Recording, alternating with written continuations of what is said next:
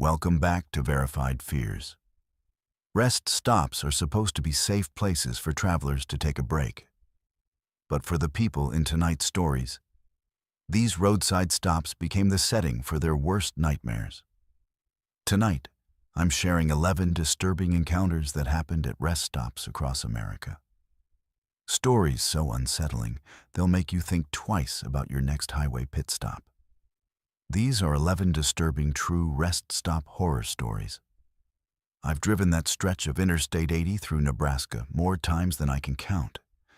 It's not exactly scenic, just endless cornfields and the occasional farmhouse dotting the horizon. But it's the fastest route between my college in Colorado and my parents' house in Iowa. December 2023 was my junior year, and I was making the familiar drive home for winter break. The weather had been decent when I left Boulder that morning. But by the time I hit the Nebraska border, snow was starting to fall pretty heavily. I'd been driving for about 6 hours straight, surviving on gas station coffee and energy drinks, when I realized I desperately needed to use the bathroom. My gas tank was getting low too, and I figured I should probably grab something more substantial to eat than the stale donuts I'd been living on. I knew there was usually a rest stop somewhere around mile marker 126, so I started watching the signs carefully through the increasing snowfall. When I saw the blue sign with the white symbols indicating a rest area ahead, I felt a wave of relief.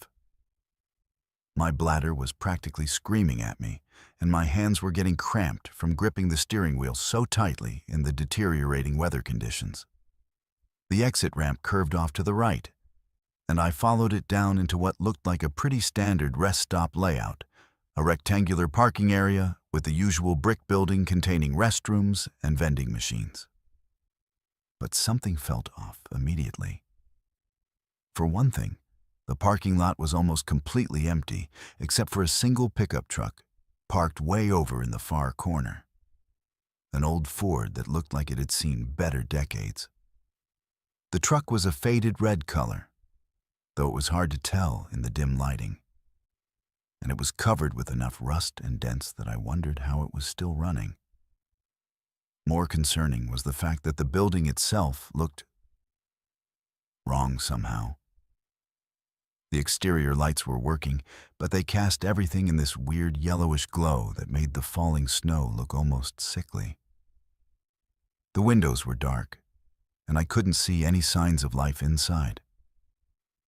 I sat in my car for a minute, engine running, trying to decide if I should just push on to the next town. But the need to use the bathroom was becoming urgent, and my gas gauge was hovering dangerously close to empty. The next exit might be 20 or 30 miles away. And with this weather, I didn't want to risk running out of fuel in the middle of nowhere. So I parked as close to the building entrance as possible, grabbed my keys and wallet, made a run for the door through the swirling snow. The first thing I noticed when I pushed through the heavy glass door was the smell. It wasn't exactly bad, but it was strange. Like old cigarettes mixed with something metallic and sharp that I couldn't quite identify. The interior lighting was even worse than outside, with several fluorescent bulbs flickering intermittently and casting dancing shadows on the walls. The building was laid out exactly like every other rest stop I'd ever been in. Restrooms to the left, vending machines along the right wall, and a small seating area with plastic chairs and tables in the center. But everything looked old. Not just outdated, but old in a way that suggested this place had been abandoned for years. The vending machines were empty, their fronts cracked and covered with a layer of dust. One of them was tilted at an odd angle, like someone had tried to tip it over and given up halfway through. The floor tiles were cracked and stained, and several of them were missing entirely, revealing the concrete substrate underneath. Water stains on the ceiling suggested roof leaks, and there were dark patches on the walls that could have been mold or something worse. I hesitated for a moment, wondering if the facilities would even be functional. but my body made the decision for me. I headed toward the men's restroom, pushing open a door that creaked loudly on its hinges. Inside, things were even worse. Half the lights were completely dead, leaving large sections of the room in deep shadow. The mirrors were cracked and spotted with age, and the sinks were stained with rust and mineral deposits. But the toilets seemed to be working, which was all that really mattered at that point.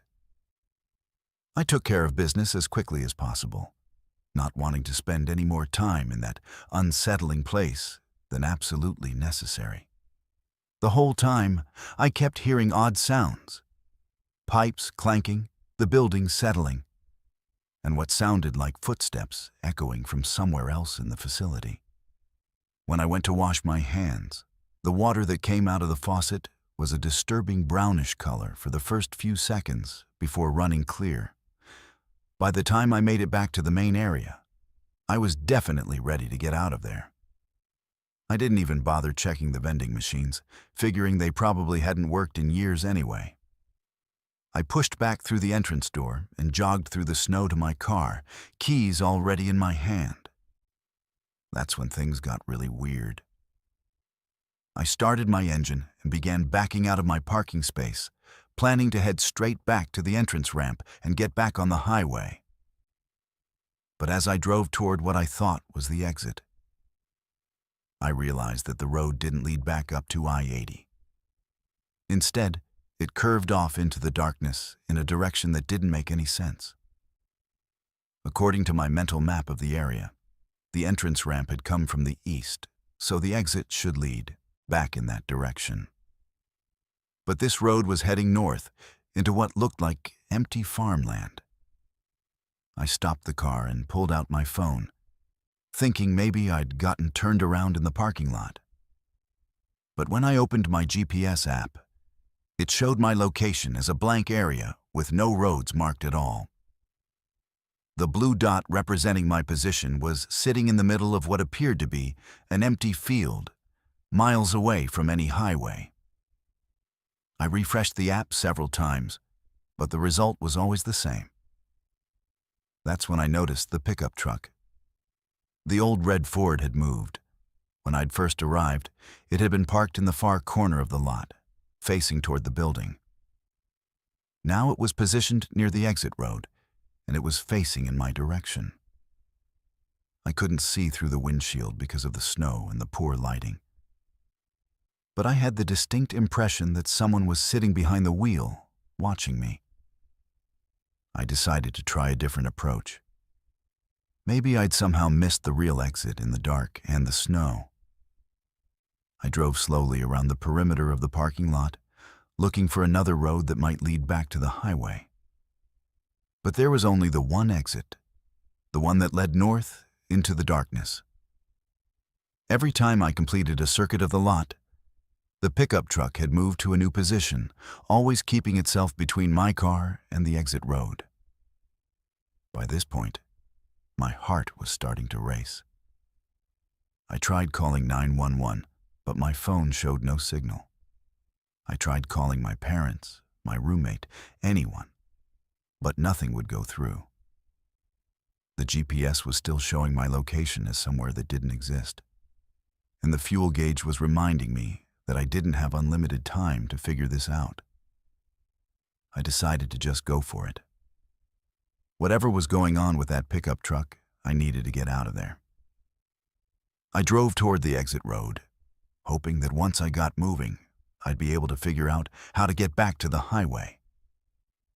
The pickup truck started moving too, pulling out of its parking space and following behind me with its headlights off.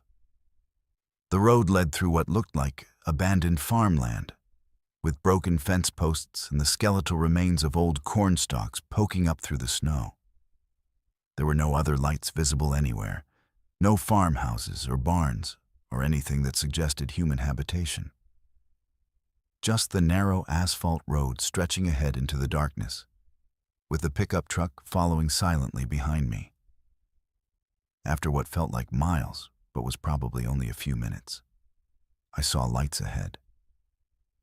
As I got closer, I realized with a sinking feeling that I was approaching the same rest stop I'd just left.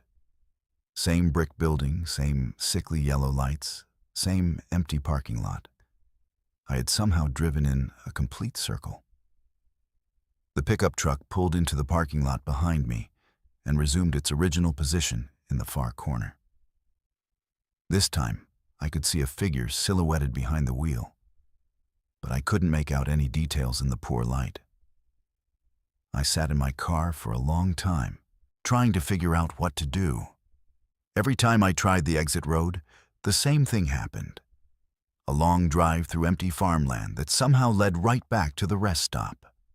The pickup truck followed me every time, always with its lights off, always maintaining the same distance behind me. It wasn't until the snow started to let up around dawn that I finally saw it. A second road, barely visible in the growing light, that branched off from the main exit about half a mile from the rest stop. In the darkness and the heavy snow, I'd been driving right past it every time. This road led up an embankment and connected to what was obviously Interstate 80. Within minutes, I was back on the familiar highway, with normal traffic and regular mile markers and rest stops that looked like they'd been built sometime in the current century. I never did figure out what that place was or why my GPS couldn't locate it. I've driven that same road dozens of times since then, and I've never seen that rest stop again. There's supposed to be one around mile marker 126, but it's a completely different facility. Modern, well-lit, and definitely not abandoned. Sometimes I wonder if I just took a wrong turn in the snow and ended up at some old rest stop that had been closed for years. But that doesn't explain the pickup truck, or the road that led in a circle, or why my GPS showed me in the middle of an empty field. I still drive I-80 when I need to get home, but now I make sure to fill up my gas tank before I hit Nebraska, and I never stop at rest areas after dark. My name is Weston, and I've been driving long haul for about 15 years now. I've seen pretty much everything you can see on America's highways: accidents, weather disasters, roadside emergencies, and more than my fair share of strange people doing strange things at all hours of the night. When you're pulling an 18-wheeler across the country on a regular schedule, you develop a sixth sense about situations that don't feel right. That sense saved my life one night at a truck stop in New Mexico. This happened back in March of last year. I was hauling a load of electronics from a warehouse in Phoenix to a distribution center in Dallas, running on a tight deadline that had me driving through the night to make my delivery window. I'd been on the road since late afternoon, and by the time I hit the stretch of Interstate 40 between Albuquerque and Santa Rosa, it was well past midnight. My fuel gauge was getting low, and I was due for my mandatory rest break anyway. So when I saw the familiar blue signs for the Desert Rose truck stop at mile marker 218, I decided to pull in. The Desert Rose was one of those 24-hour operations that catered specifically to long-haul drivers. Big parking area for semis, diesel pumps, a restaurant that stayed open all night, showers, and a convenience store stocked with everything a trucker might need. I'd stopped there plenty of times over the years, and it was always busy, even in the middle of the night. Truckers don't keep regular hours, so these places see steady traffic around the clock. But that night felt different from the moment I pulled into the lot. For one thing, it was unusually quiet. There were only a handful of other trucks parked in the designated spaces, which was weird for a prime location like this on a major freight corridor. The parking lot lighting seemed dimmer than usual, and several of the overhead lights were flickering or completely dark. Even the big neon sign advertising the truck stop was only half lit, with the desert part completely black. I found a parking spot near the fuel island and went through my usual routine, checking my load straps, doing a quick walk-around inspection of my rig, and logging my hours in my electronic logbook. The whole time, I had this nagging feeling that something was off. but I couldn't put my finger on exactly what it was. The place looked normal enough, just quieter and darker than I was used to. As I was finishing up my inspection, I noticed an RV parked over in the area designated for regular vehicles. It was one of those big Class A motorhomes, probably worth more than I make in 2 years. But it looked like it had seen some hard miles. The thing that caught my attention wasn't the RV itself, though. It was the family standing next to it. There were 4 of them, a man and woman who looked to be in their 40s, and 2 kids who couldn't have been more than 8 or 10 years old. They were standing in a tight group next to the RV's door. Something about their body language immediately set off alarm bells in my head. The parents kept looking around nervously, scanning the parking lot like they were expecting trouble. But what really bothered me were the kids. They were standing perfectly still and completely silent, staring straight ahead with this blank expression that just wasn't natural for children that age. I watched them for a few minutes while I finished my inspection, trying to figure out what was bothering me so much about the scene. The family wasn't doing anything obviously wrong. They were just standing there. But there was something mechanical about their movements, like they were going through the motions of being a normal family without actually being one. I needed to fuel up and grab some coffee, so I headed toward the main building. The convenience store was brighter than the parking lot, but it still felt off somehow. There was only one person working, a woman in her 50s with graying hair pulled back in a ponytail and tired eyes that suggested she'd been pulling the night shift for way too long.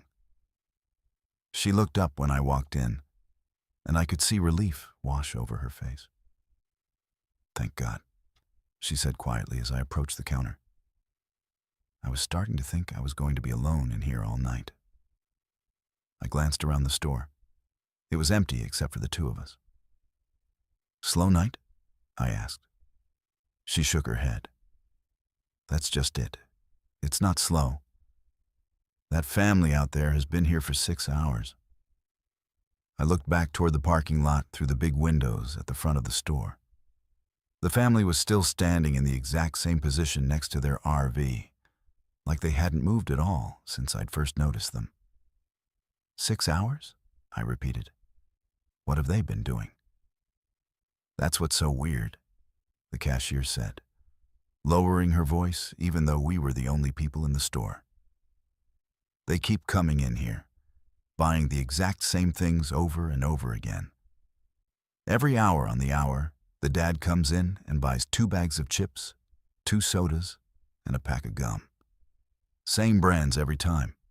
He pays in cash, exact change, doesn't say a word except thank you.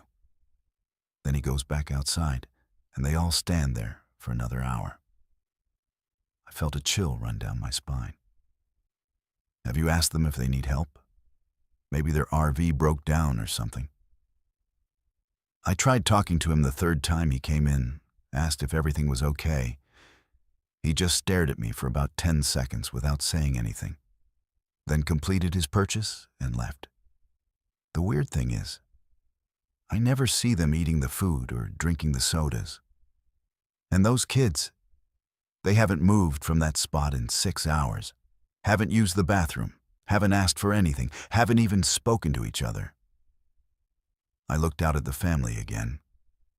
From this angle, I could see their faces more clearly in the light spilling out from the store windows. The parents looked normal enough, if a little tired and stressed. But the kids definitely looked wrong. Their eyes were open, and they were clearly conscious. But they had this vacant, glassy-eyed stare that reminded me of mannequins in a department store. "When's the last time they came in?" I asked. The cashier checked the clock on the wall. "About 15 minutes ago. So they should be back in 45 minutes if they stick to their pattern." I decided I needed to fuel up and get out of there.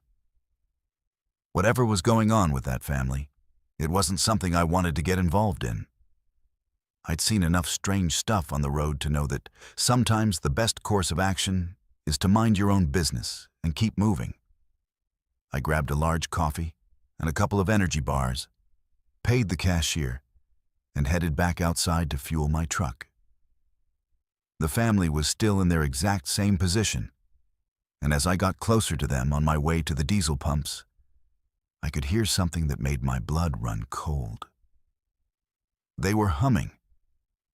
All four of them were humming the same tune in perfect unison. Some melody I didn't recognize, but it had this haunting, almost hypnotic quality that made my skin crawl. The parents were swaying slightly in rhythm with the music, but the kids remained perfectly still. Their eyes never blinked, never moved to track my movement, never showed any awareness of their surroundings at all. I fueled up as quickly as possible, trying not to stare at the family, but unable to completely ignore them. The humming continued the entire time, never wavering, never stopping. It was like background music in a horror movie. Technically pleasant, but deeply unsettling in context. As I was hanging up the fuel nozzle, the humming suddenly stopped. I looked over and saw the father walking toward the convenience store, moving with the same mechanical precision I'd noticed before. The rest of the family remained in position, still as statues. I should have gotten in my truck and driven away right then. I had a delivery to make, and I was already running behind schedule. But something made me follow the father into the store, keeping my distance, but close enough to observe. The cashier saw him coming and shot me a look that was equal parts fear and desperation. The father walked directly to the snack aisle, selected 2 bags of chips, the exact same brand and flavor, then went to the drink cooler and grabbed 2 sodas. Finally, he picked up a pack of gum from the display near the register. The whole process took exactly 3 minutes, and he moved with the efficiency of someone who had done this exact routine many times before. When he approached the counter, he placed the items down in a precise arrangement and pulled out exact change from his pocket without counting it. "Thank you," he said to the cashier in a flat, emotionless voice. But here's the thing that really freaked me out. As he was leaving, he turned and looked directly at me. Not a casual glance, but a long, sustained stare that lasted at least 10 seconds. His eyes were completely normal looking, but there was something behind them that wasn't quite human.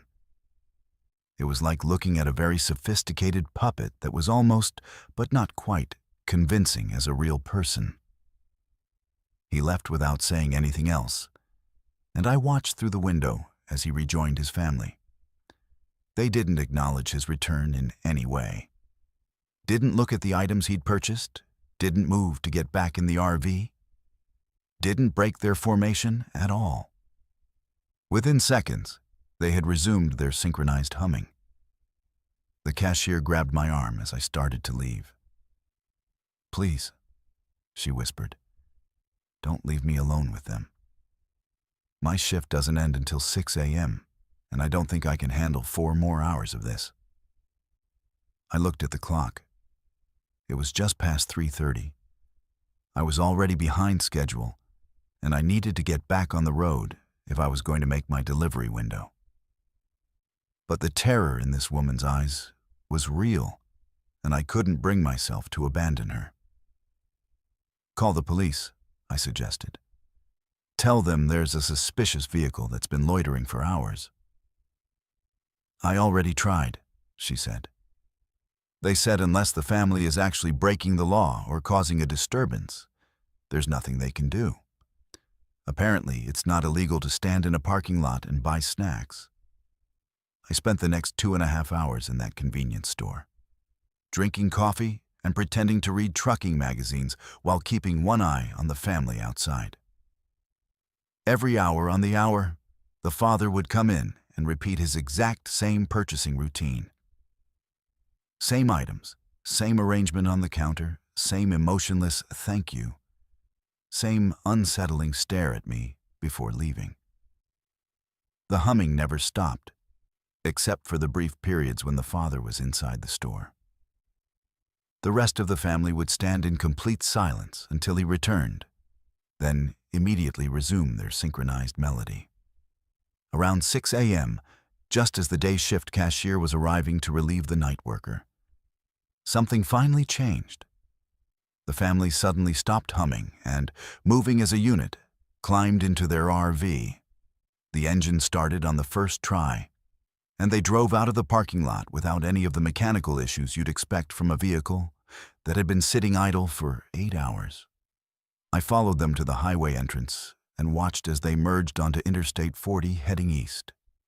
Their RV looked completely normal in the morning light, just another family on a road trip. But I knew what I'd witnessed, and I knew it wasn't normal. The day shift cashier told me later that the night worker had quit effective immediately and moved to a different state within the week. I don't blame her. I've stopped at the Desert Rose truck stop several times since then, but always during daylight hours, and I've never seen that family again. To this day, I can't get that humming out of my head. Sometimes, when I'm driving late at night and the road starts to hypnotize me, I catch myself humming that same haunting melody. When that happens, I pull over at the next truck stop, get some coffee, and call my wife just to hear a normal human voice. I still don't know what that family was or what they were doing there for 8 hours. But I'm glad I stayed with that cashier, and I'm even gladder that I never had to find out what would have happened if I'd been alone with them.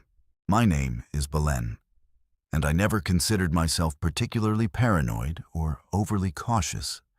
I'm a single mom raising my 8-year-old daughter Coraline, and over the years I've gotten pretty good at handling unexpected situations on my own. But what happened to us at a rest stop in Ohio last summer taught me that sometimes your instincts are trying to tell you something important, even when everything on the surface seems perfectly normal. It was July 15th, 2024, and Coraline and I were driving from our home in Detroit down to visit my sister in Atlanta. We'd planned to make the drive in 2 days, stopping overnight in Lexington, Kentucky. But we'd gotten a late start that morning due to last-minute packing and a minor crisis involving Coraline's forgotten stuffed animal. By the time we crossed into Ohio on I-75, it was already mid-afternoon and unseasonably hot for July. The kind of oppressive heat that makes the asphalt shimmer and turns your car into an oven, even with the air conditioning running. We'd been on the road for about 3 hours when I started hearing a noise from under the hood that I didn't like. It wasn't loud or dramatic, just a subtle ticking sound that seemed to get more noticeable when I accelerated. I'm not mechanically inclined, but I know enough about cars to recognize when something isn't right. The temperature gauge was still in the normal range, but I could see it creeping higher than usual, and that combination of symptoms made me nervous. Coraline was in the back seat with her iPad and headphones, completely absorbed in some cartoon she'd downloaded for the trip, so she hadn't noticed anything wrong. I didn't want to worry her unnecessarily, but I also didn't want to risk having the car break down completely while we were still hours away from our destination. When I saw signs for a rest area ahead, I decided it would be smart to pull over and take a look. The rest stop was one of those typical Ohio Department of Transportation facilities. A large brick building with separate men's and women's restrooms, a small information center, and several picnic tables scattered around a grassy area dotted with mature oak trees. The parking lot was about half full, which was normal for a weekday afternoon in the summer. There were families with kids running around, a few elderly couples walking their dogs, and the usual mix of cars with out-of-state plates that you see at highway rest stops. I parked in a spot that offered some shade from one of the big oak trees and popped the hood. The engine bay looked normal enough to my untrained eye. No obvious leaks, no smoke, no loose belts or hoses. but the ticking sound was definitely coming from somewhere in there. And I could feel heat radiating off the engine that seemed excessive, even for a hot day. That's when the man approached me. He looked to be in his late 40s or early 50s, average height and build, wearing khaki shorts and a blue polo shirt that suggested he might be on vacation or traveling for business. He had graying hair, wire-rimmed glasses, and the kind of friendly, approachable demeanor that immediately puts you at ease. Everything about him screamed harmless middle-aged dad. "Car trouble?" he asked with a concerned smile as he walked over from where he'd apparently been sitting at one of the picnic tables. "I'm not sure," I replied, grateful for the offer of help. "There's a ticking noise, and the temperature seems to be running higher than normal. I don't know much about cars, so I thought I'd better stop and take a look." He nodded knowingly and moved closer to peer into the engine bay. "Mind if I take a look?" I'm pretty handy with cars. Had to learn when my kids were younger and we were doing a lot of road trips on a tight budget. I hesitated for just a moment, but he seemed genuinely helpful, and there were plenty of other people around. That would be great, actually. I'd really appreciate it. He spent several minutes examining the engine, pointing out various components and explaining what he was looking for in terms that were simple enough for me to follow. He seemed knowledgeable and professional, and I started to relax. It looked like I'd gotten lucky. Instead of being stranded with car trouble, I'd found someone who could actually help. But then he started asking questions that made me slightly uncomfortable. "So, where are you folks headed?" he asked casually as he checked the oil level. "Atlanta," I replied. "Visiting family?" "That's a long drive from Michigan," he said, glancing at my license plate.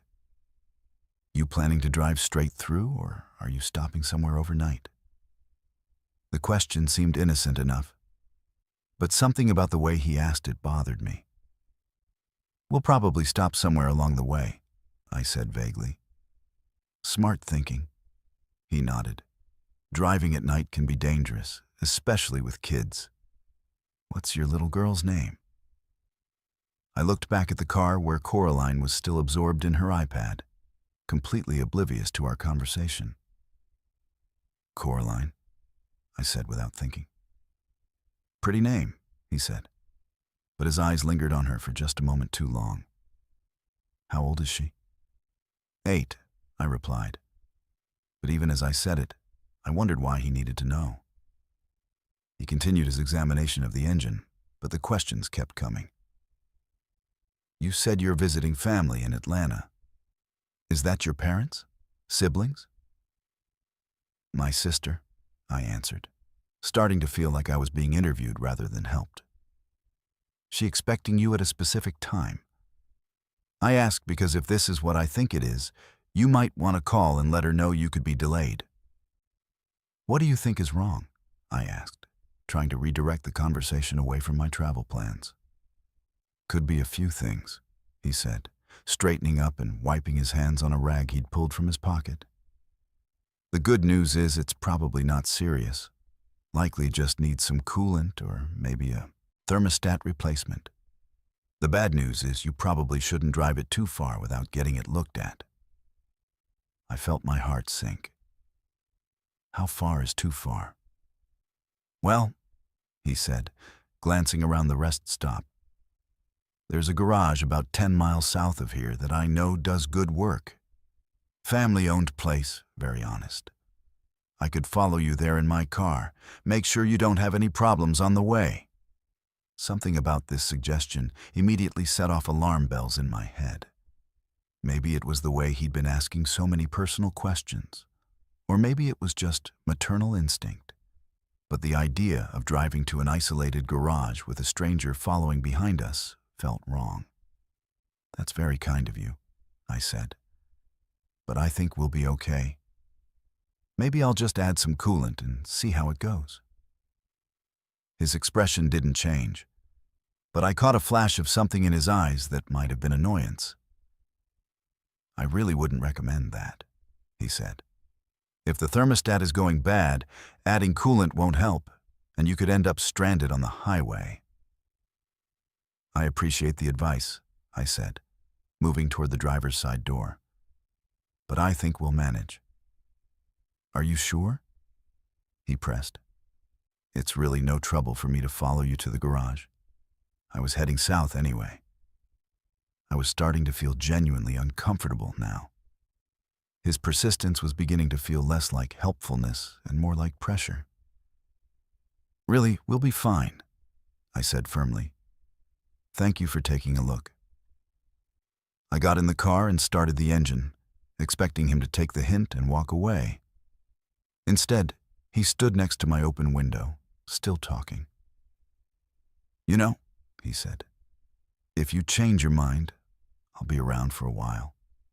I'm in the white sedan over there." He pointed to a car parked several spaces away that I hadn't noticed before. "Just flash your lights if you need help." I nodded politely, put the car in reverse, and backed out of the parking space. In my rearview mirror, I could see him standing there watching us leave, his hands in his pockets, that friendly smile still on his face. We drove for about 5 minutes before I realized I should probably stop and actually add some coolant just to be safe. There was a gas station just off the next exit, so I pulled in and parked next to the convenience store. Coraline was asking for a snack anyway, so it seemed like good timing. While Coraline picked out chips and a drink inside the store, I bought a jug of coolant and went back to add it to the radiator. The engine had cooled down enough that it was safe to open the radiator cap, and I could see that the coolant level was indeed low. As I was pouring in the new coolant, I noticed a piece of paper tucked under my windshield wiper. My blood went cold when I unfolded it. Written in blue ink, in neat block letters, was my home address in Detroit.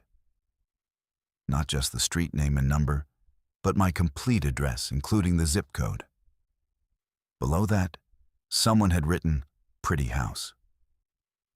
Nice neighborhood for kids. I looked around the gas station parking lot frantically, but I didn't see the white sedan or the helpful stranger anywhere. There were other customers coming and going, but no one who looked familiar or suspicious. Whoever had left the note had done it quietly and quickly. I crumpled up the paper and threw it away, then hurried back into the convenience store to get Coraline. My hands were shaking as I paid for our items, and I kept looking over my shoulder, expecting to see that friendly face with the wire-rimmed glasses. "Mom, are you okay?" Coraline asked as we got back in the car. "You look scared." "I'm fine, sweetheart," I lied. "Just tired from all the driving." I called my sister as soon as we got back on the highway and told her what had happened. She wanted me to call the police, but what was I going to tell them? A man had helped me with car trouble and somehow knew my address? That wasn't necessarily illegal, even though it was terrifying. Instead, I drove straight to the first police station I could find and asked an officer to follow us to our hotel for the night. I explained the situation, and while he couldn't take an official report, he was kind enough to make sure we got to our rooms safely and gave me his card in case anything else happened. We stayed at a different hotel than the one I'd originally booked, and I paid cash instead of using my credit card. I also kept the curtains closed and didn't let Coraline go to the pool or the hotel restaurant. We ordered room service and watched movies until it was time to sleep. The next morning, I called the rest stop where we'd met the man and described him to the maintenance staff. They said they'd keep an eye out, but pointed out that thousands of people pass through there every day. I also called the police in my hometown and asked them to do extra patrols around my house for the next few weeks. Nothing else happened during our trip to Atlanta, and we made it home without incident. But I had our locks changed the day after we got back, and I installed a security system the following week. I also signed Coraline up for self-defense classes and started carrying pepper spray in my purse. To this day, I don't know how that man got my address. Maybe he saw my registration through the windshield when I had the hood up, or maybe he somehow got access to my license plate information. But the fact that he had it, combined with all those personal questions he'd been asking, tells me that his intentions were not good. I still think about that day whenever I have car trouble or need to stop at a rest area. That man seemed so normal, so helpful, so trustworthy. If my instincts hadn't kicked in when they did, I don't know what might have happened to us. Now I trust those instincts completely, even when they don't make logical sense. Sometimes the most dangerous people are the ones who seem the most harmless. My name is Valentine, and I've been fascinated by radio communications since I was a kid. What started as a hobby with a basic CB radio in my bedroom has evolved over the years into a serious interest in amateur radio, emergency communications, and radio frequency theory. I hold an extra class license and operate a pretty sophisticated mobile setup in my truck that lets me communicate with people all over the world while I'm traveling. It's a passion that has taken me to some remote places and introduced me to some amazing people. But it also led me to experience something that still gives me nightmares 3 years later.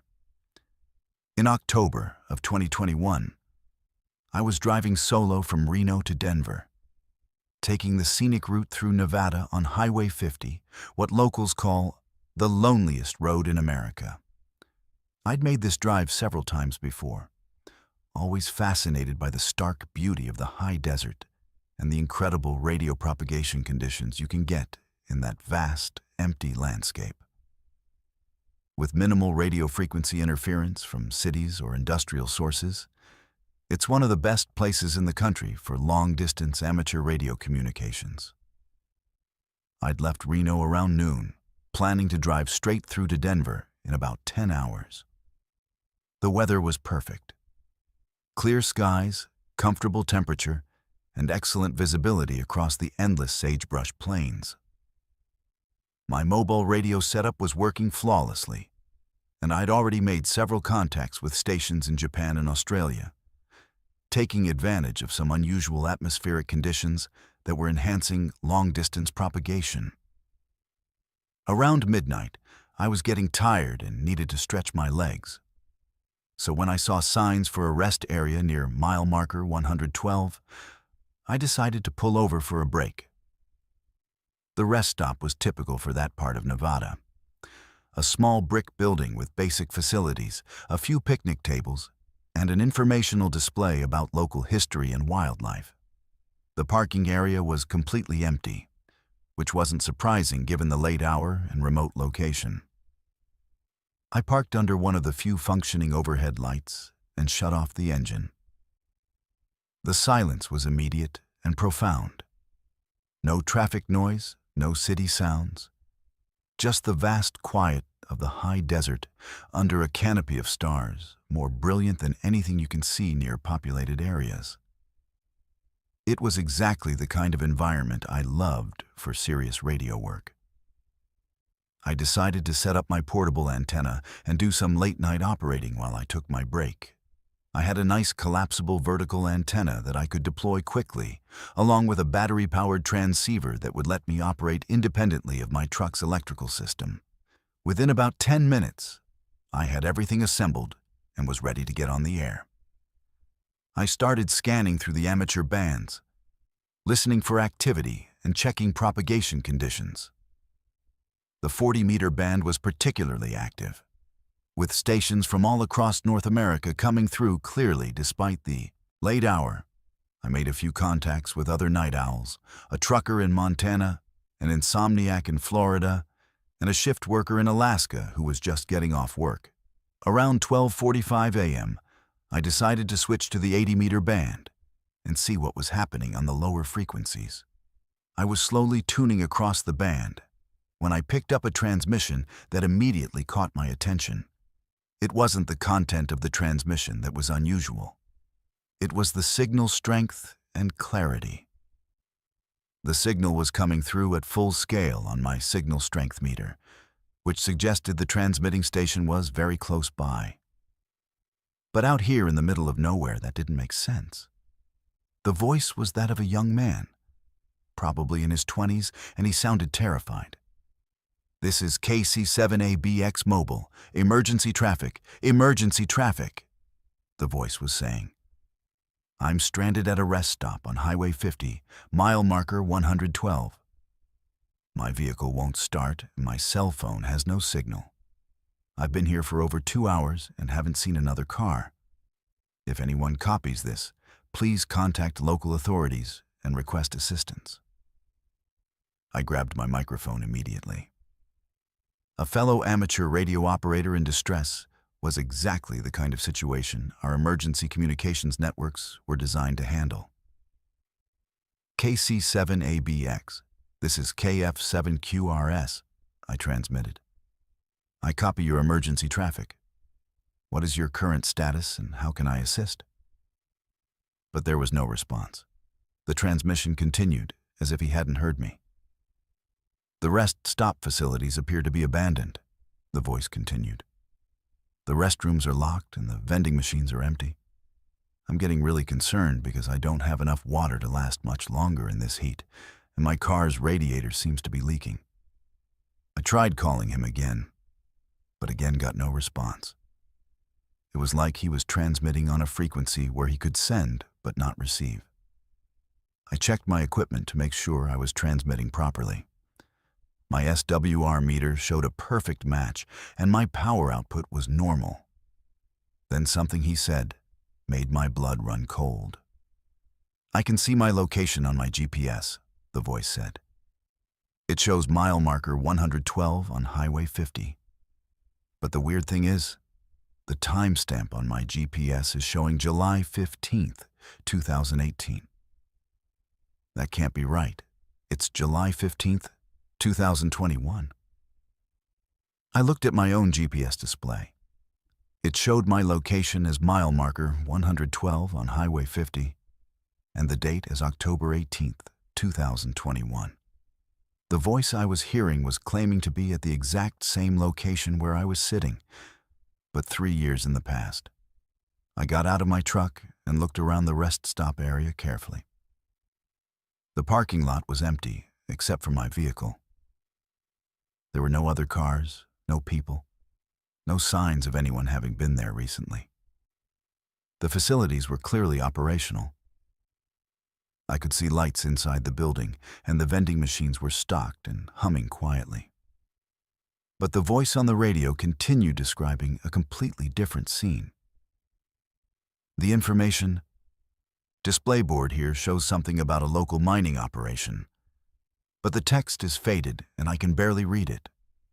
He was saying, "There's graffiti on the building walls and several of the windows are broken. This place looks like it's been abandoned for years." I walked over to the information display he was describing. It was in perfect condition, with clear, readable text about the area's history and well-maintained photographs of local wildlife. There was no graffiti anywhere, and all the windows were intact. I tried transmitting again, this time giving my exact location and asking if he could hear me. Still no response. It was becoming clear that this wasn't a normal radio contact. The transmission continued for another 20 minutes, with the stranded operator describing his increasingly desperate situation. He talked about rationing his remaining water, trying unsuccessfully to flag down passing vehicles, and his growing fear that he might not survive until morning. His voice became progressively more panicked as the transmission went on. Then, abruptly, the transmission changed tone.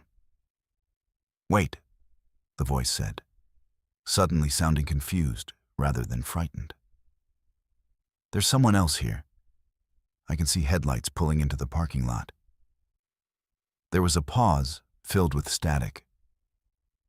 "It's a pickup truck," he continued. The driver's getting out. He's walking toward me. Maybe he can help. Another pause, longer this time. Something's wrong, the voice said, and now he sounded terrified again. The man from the truck, there's something wrong with him. He's not walking right. His movements are jerky, like a puppet, and his face. The transmission dissolved into static for several seconds, then came back weaker, but still audible. He's not human, the voice whispered. God help me, he's not human. He's reaching for me and I can see. I can see through his skin. There are wires underneath. Wires and circuitry and... The transmission cut off abruptly, replaced by dead silence. I sat there for several minutes, waiting to see if the signal would return.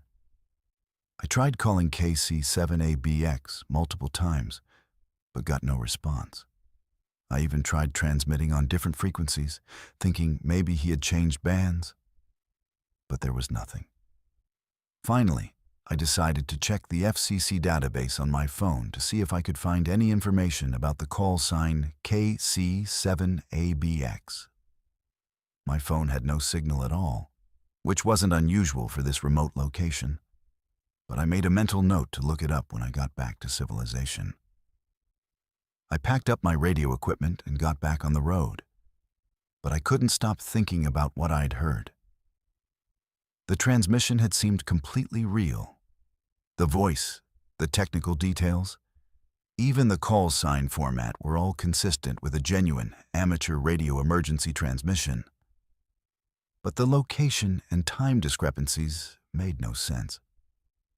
When I reached an area with cell phone coverage about an hour later, I pulled over and looked up the call sign KC7ABX in the FCC database. What I found made my hands shake. The call sign had been issued to a 23-year-old man named Michael Castellanos from Carson City, Nevada. According to the database, his license had been marked as Silent Key, amateur radio terminology for deceased, on July 16, 2018. The date was exactly 1 day after the date mentioned in the transmission I'd heard. I did some more research when I got home and found a news article from July 2018 about a missing person case. Michael Castellanos had disappeared while driving from Carson City to Denver, last seen at a gas station near the Nevada-Utah border. His car was found 3 days later at a rest stop on Highway 50, near mile marker 112. The vehicle appeared to have suffered a radiator failure, and there were signs that he had tried to flag down passing motorists for help. Michael's body was never found. The case remained open for 2 years before being classified as a presumed death due to exposure in the harsh desert environment. I've driven that stretch of Highway 50 several more times since then, but I've never stopped at that rest area again. I've also never heard another transmission on that frequency, despite monitoring it regularly. Sometimes I wonder if Michael is still out there, trapped somehow in that moment of desperation, endlessly calling for help that never comes. Other times I try to convince myself that it was just an elaborate hoax or some kind of atmospheric anomaly that allowed me to receive an old recording. But I keep thinking about what he said at the end of that transmission, about the man from the pickup truck who wasn't quite human. Because when I think back to that night, I realize that as I was driving away from the rest stop, I did see headlights in my rearview mirror. A pickup truck had pulled into the rest area just as I was leaving. I never got a good look at the driver, but something about the way the truck moved, too smooth, too precise, reminded me of Michael's description. And for just a moment, in the brief illumination of my taillights, I thought I saw a figure standing next to the truck, watching me leave. A figure that didn't move quite like a human should. My name is Eleanor, and my husband Frank and I had been looking forward to our retirement road trip for years. after 43 years of marriage and decades of working demanding jobs. We finally had the time and freedom to explore the country at our own pace. We'd bought a comfortable RV and planned an ambitious 3-month journey that would take us from our home in Portland, Oregon, to the East Coast and back, hitting all the national parks and scenic routes we'd always talked about visiting but never had time for. It was our 3rd week on the road when we encountered something that still haunts both of us. We were driving through Montana on Highway 2, that beautiful stretch of road that runs parallel to the Canadian border through some of the most remote and pristine wilderness in the lower 48 states. The scenery was breathtaking. Endless rolling hills covered in golden grass, distant mountain ranges, and a sky so vast and blue it almost hurt to look at. We'd been driving since early morning, and by late afternoon we were ready for a break.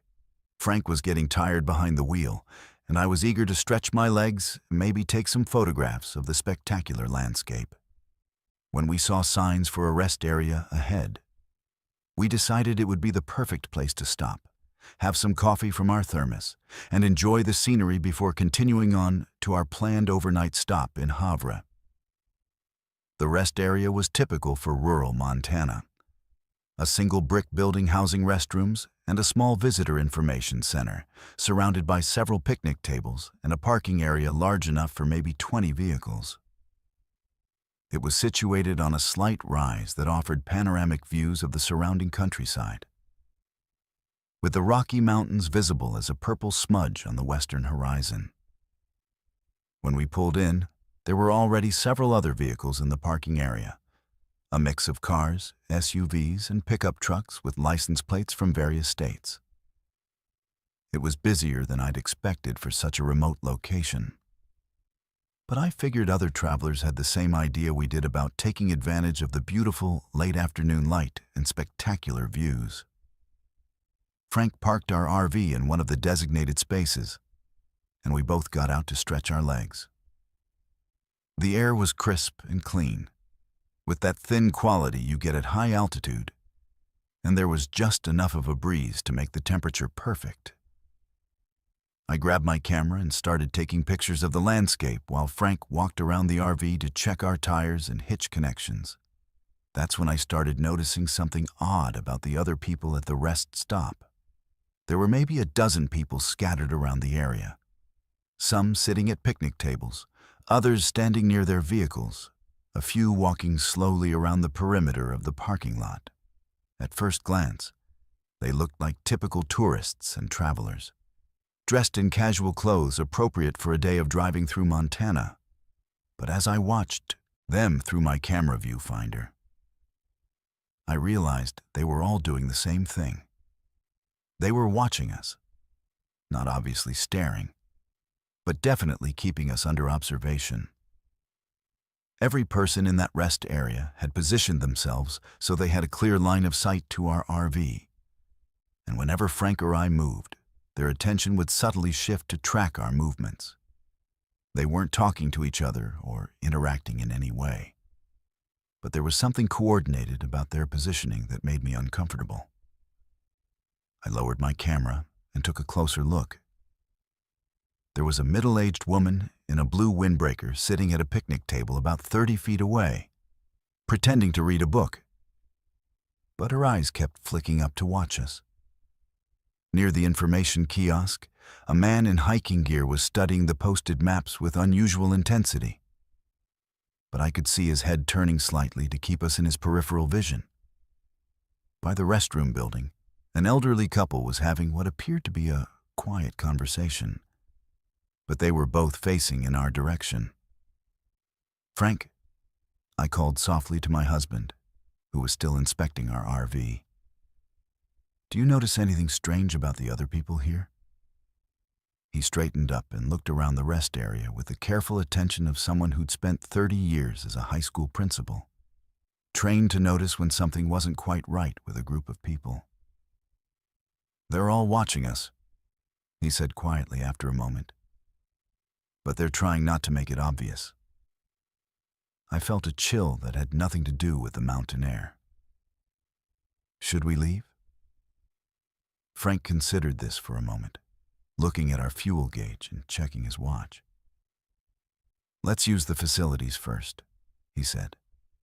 "But let's stick together and be ready to go quickly if we need to." We walked toward the restroom building together, and I could feel multiple sets of eyes tracking our movement. The woman with the book didn't turn a page the entire time we were walking. The man at the information kiosk had been studying the same map for at least 10 minutes without moving. The elderly couple's conversation had stopped completely, and they were now openly watching us. The restrooms were clean and well maintained, but I noticed something unsettling when I was washing my hands. Through the small window above the sink, I could see the parking area, and I realized that several of the vehicles had moved. Not drastically, but enough that what had been random parking had become something more deliberate. The cars and trucks were now positioned in a rough semicircle around our RV, blocking most of the obvious exit routes. When I came out of the restroom, Frank was waiting for me with a grim expression. "We need to go," he said quietly. "Now." "What happened?" "I tried to start a conversation with the guy at the information board," Frank said as we walked quickly back toward our RV. Asked him where he was headed, typical traveler small talk. He just stared at me for, about 10 seconds without saying anything, then turned back to the map. It was like he didn't understand what I was asking. As we approached our RV, I noticed that the group of watchers had shifted position again. They were no longer trying to be subtle about their surveillance. The woman with the book had closed it and was now sitting facing us directly. The man at the information kiosk had abandoned all pretense of reading the maps and was standing with his arms crossed, watching our every move. The elderly couple had moved to a position where they were blocking the most direct route to the rest area exit. "Frank," I whispered, "they've moved their cars. Look at the parking arrangement." He glanced around, and I saw his jaw tighten. Our RV was now effectively surrounded, with other vehicles positioned to make it difficult or impossible for us to leave without having to navigate around multiple obstacles. "Get in," he said, his voice calm but urgent. "We're going to back out slowly and see what happens."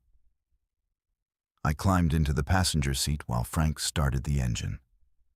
The diesel motor turned over with its usual reliable rumble, but I noticed that several of the watchers had moved even closer to our RV. They still weren't talking to each other or showing any obvious signs of coordination, but their movements were clearly synchronized. Frank put the RV in reverse and began backing out of our parking space carefully. Immediately, I heard the sound of another engine starting. One of the cars that had been blocking our exit route began moving, but instead of getting out of our way, it positioned itself directly behind us. "There's a car behind us," I told Frank, looking in the passenger side mirror. "I see it," he said grimly. "Hold on." He stopped backing up and shifted into drive, planning to pull forward and try a different exit route. But as soon as we started moving forward, another vehicle, a pickup truck that had been parked to our left, suddenly developed what appeared to be engine trouble. The driver got out and lifted the hood, effectively blocking that exit route as well. "Frank, this is too coordinated to be a coincidence," I said, my voice rising with panic. "I know," he replied, his knuckles white on the steering wheel. "These people are working together." We sat there for a moment, engine idling, trying to figure out our next move. The watchers had now completely abandoned any pretense of being casual tourists. They were all standing in clear view, facing our RV, absolutely motionless. There were more of them than I'd initially counted. At least 15 people spread around the rest area, all focused on us with an intensity that was truly frightening. The woman who had been pretending to read walked slowly toward our RV and positioned herself directly in front of us, about 10 feet from our bumper. She didn't say anything or make any threatening gestures. She just stood there, staring at us through the windshield with an expression that was completely blank. "What do they want?" I whispered. "I don't know," Frank said, "but we're not staying to find out." He revved the engine and began moving forward slowly, hoping the woman would move out of our way. She didn't. She stood perfectly still as our RV approached, showing no sign of self-preservation or concern. Frank had to stop just a few feet from her to avoid running her down. The moment we stopped, all of the watchers began moving toward us in perfect unison. They walked at the same pace, maintained the same spacing between each other, and showed the same emotionless expressions. It was like watching a coordinated military maneuver, except these were supposedly random tourists at a rest stop. "Frank, go," I said urgently. "Just go around her. Drive on the grass if you have to." Frank turned the wheel hard to the right and drove our RV off the pavement and onto the grass area beside the parking lot. The big rig handled the rough terrain reasonably well, but the watchers immediately adjusted their positions to intercept our new route. They moved with mechanical precision, always staying just far enough ahead of us to block our path without actually putting themselves in immediate danger. We spent the next 10 minutes in a bizarre, slow-speed chase around the rest area, with Frank trying every possible exit route while the watchers repositioned themselves to block us at every turn. They never spoke, never showed any emotion, never broke formation. It was like being trapped by a group of human chess pieces that could anticipate our every move. Finally, Frank found a gap between two of the watchers and gunned the engine, pushing our RV to its maximum speed across the grass and toward the entrance ramp. Several of the watchers ran to intercept us, but they couldn't match the speed of our diesel engine, and we managed to reach the pavement and merge back onto Highway 2. I looked back through our rear window as we pulled away from the rest area. The watchers had all stopped running and were now standing in a perfect line along the edge of the parking lot, facing the highway. They remained motionless as we drove away, growing smaller in the distance, but never breaking their formation. We drove for 2 hours without stopping, not talking much, both of us trying to process what had just happened. When we finally pulled into a truck stop in Havre, Frank's hands were still shaking as he turned off the engine. We called the Montana State Police and tried to report the incident. But what could we tell them? That a group of people at a rest stop had watched us and moved their cars in a way that made us uncomfortable. No laws had been broken. No threats had been made. No one had actually tried to harm us. The dispatcher was polite, but clearly skeptical. She took our names and contact information and said she'd have a trooper check on the rest area. But I could tell she thought we were just a couple of paranoid, elderly tourists. We never found out what those people wanted or why they had targeted us. We finished our road trip, but we never stopped at another remote rest area, and we never drove Highway 2 through Montana again. Sometimes I wake up at night thinking about those blank, emotionless faces and the mechanical precision of their movements. Frank says they were probably just a group of criminals working together to rob travelers. But that doesn't explain their strange behavior or why they never actually tried to take anything from us. Whatever they were, whatever they wanted, I'm grateful we managed to get away from them. And I'll never forget the sight of them standing in that perfect line, watching us disappear down the highway, waiting for the next travelers to fall into their trap. My name is Karim, and I travel constantly for work as a regional sales manager for a medical equipment company. My territory covers most of the southeastern United States. which means I spend roughly 200 days a year on the road, driving from hospital to clinic to medical center. After 15 years of this routine, I thought I'd seen every rest stop, truck stop, and roadside facility from Virginia to Florida. I was wrong. This happened in September of 2023, on what should have been a routine drive from Charlotte to Savannah. I'd made this particular trip dozens of times before, usually taking I-95 south through South Carolina because it's the most direct route.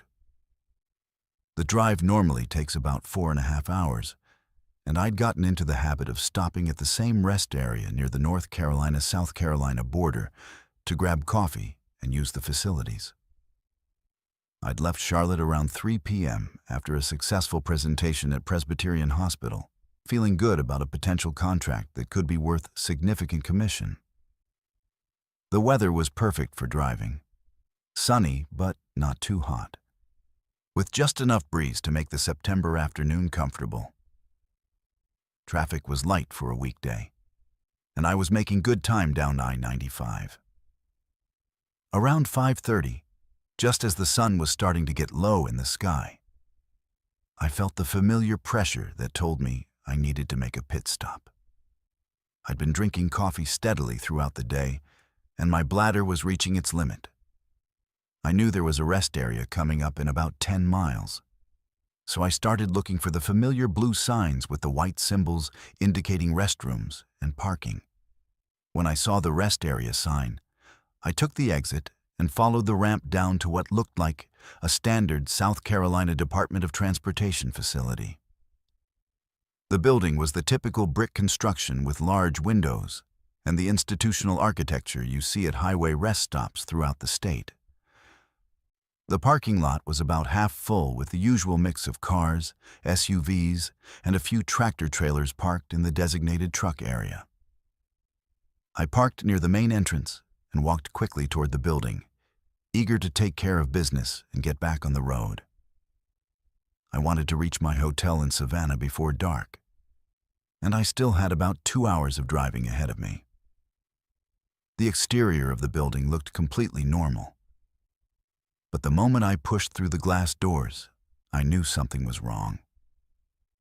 The interior was much larger than it should have been based on the building's external dimensions.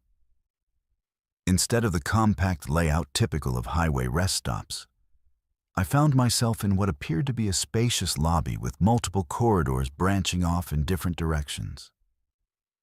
The lighting was different too. Not the harsh fluorescent illumination you'd expect, but softer, more diffuse lighting that seemed to come from panels built into the ceiling. The walls were painted in soothing earth tones rather than the institutional beige or green you usually see in public facilities. There was even background music playing, something instrumental and vaguely classical that reminded me of what you might hear in an upscale hotel lobby. I stood there for a moment, disoriented and confused. This definitely wasn't the rest stop I'd been expecting. But my bladder was making urgent demands, so I looked around for signs pointing to the restrooms. That's when I noticed the other people in the lobby. There were maybe a dozen other visitors scattered around the space, but they weren't behaving like typical rest stop users. Instead of hurrying to the facilities or grabbing snacks from vending machines, they were moving slowly and deliberately, almost like they were exploring the space with careful attention to detail. Some were reading informational displays mounted on the walls. Others were sitting in comfortable-looking chairs that seemed out of place in a highway rest area. I approached one of the wall displays, thinking it might have a facility map or directory that would help me find the restrooms. But instead of the usual tourist information about local attractions or highway conditions, the display contained detailed information about something called the Interstate Wellness Initiative and featured photographs of smiling families engaged in various recreational activities. The text was professionally designed and laid out like a corporate brochure, but the content didn't make much sense.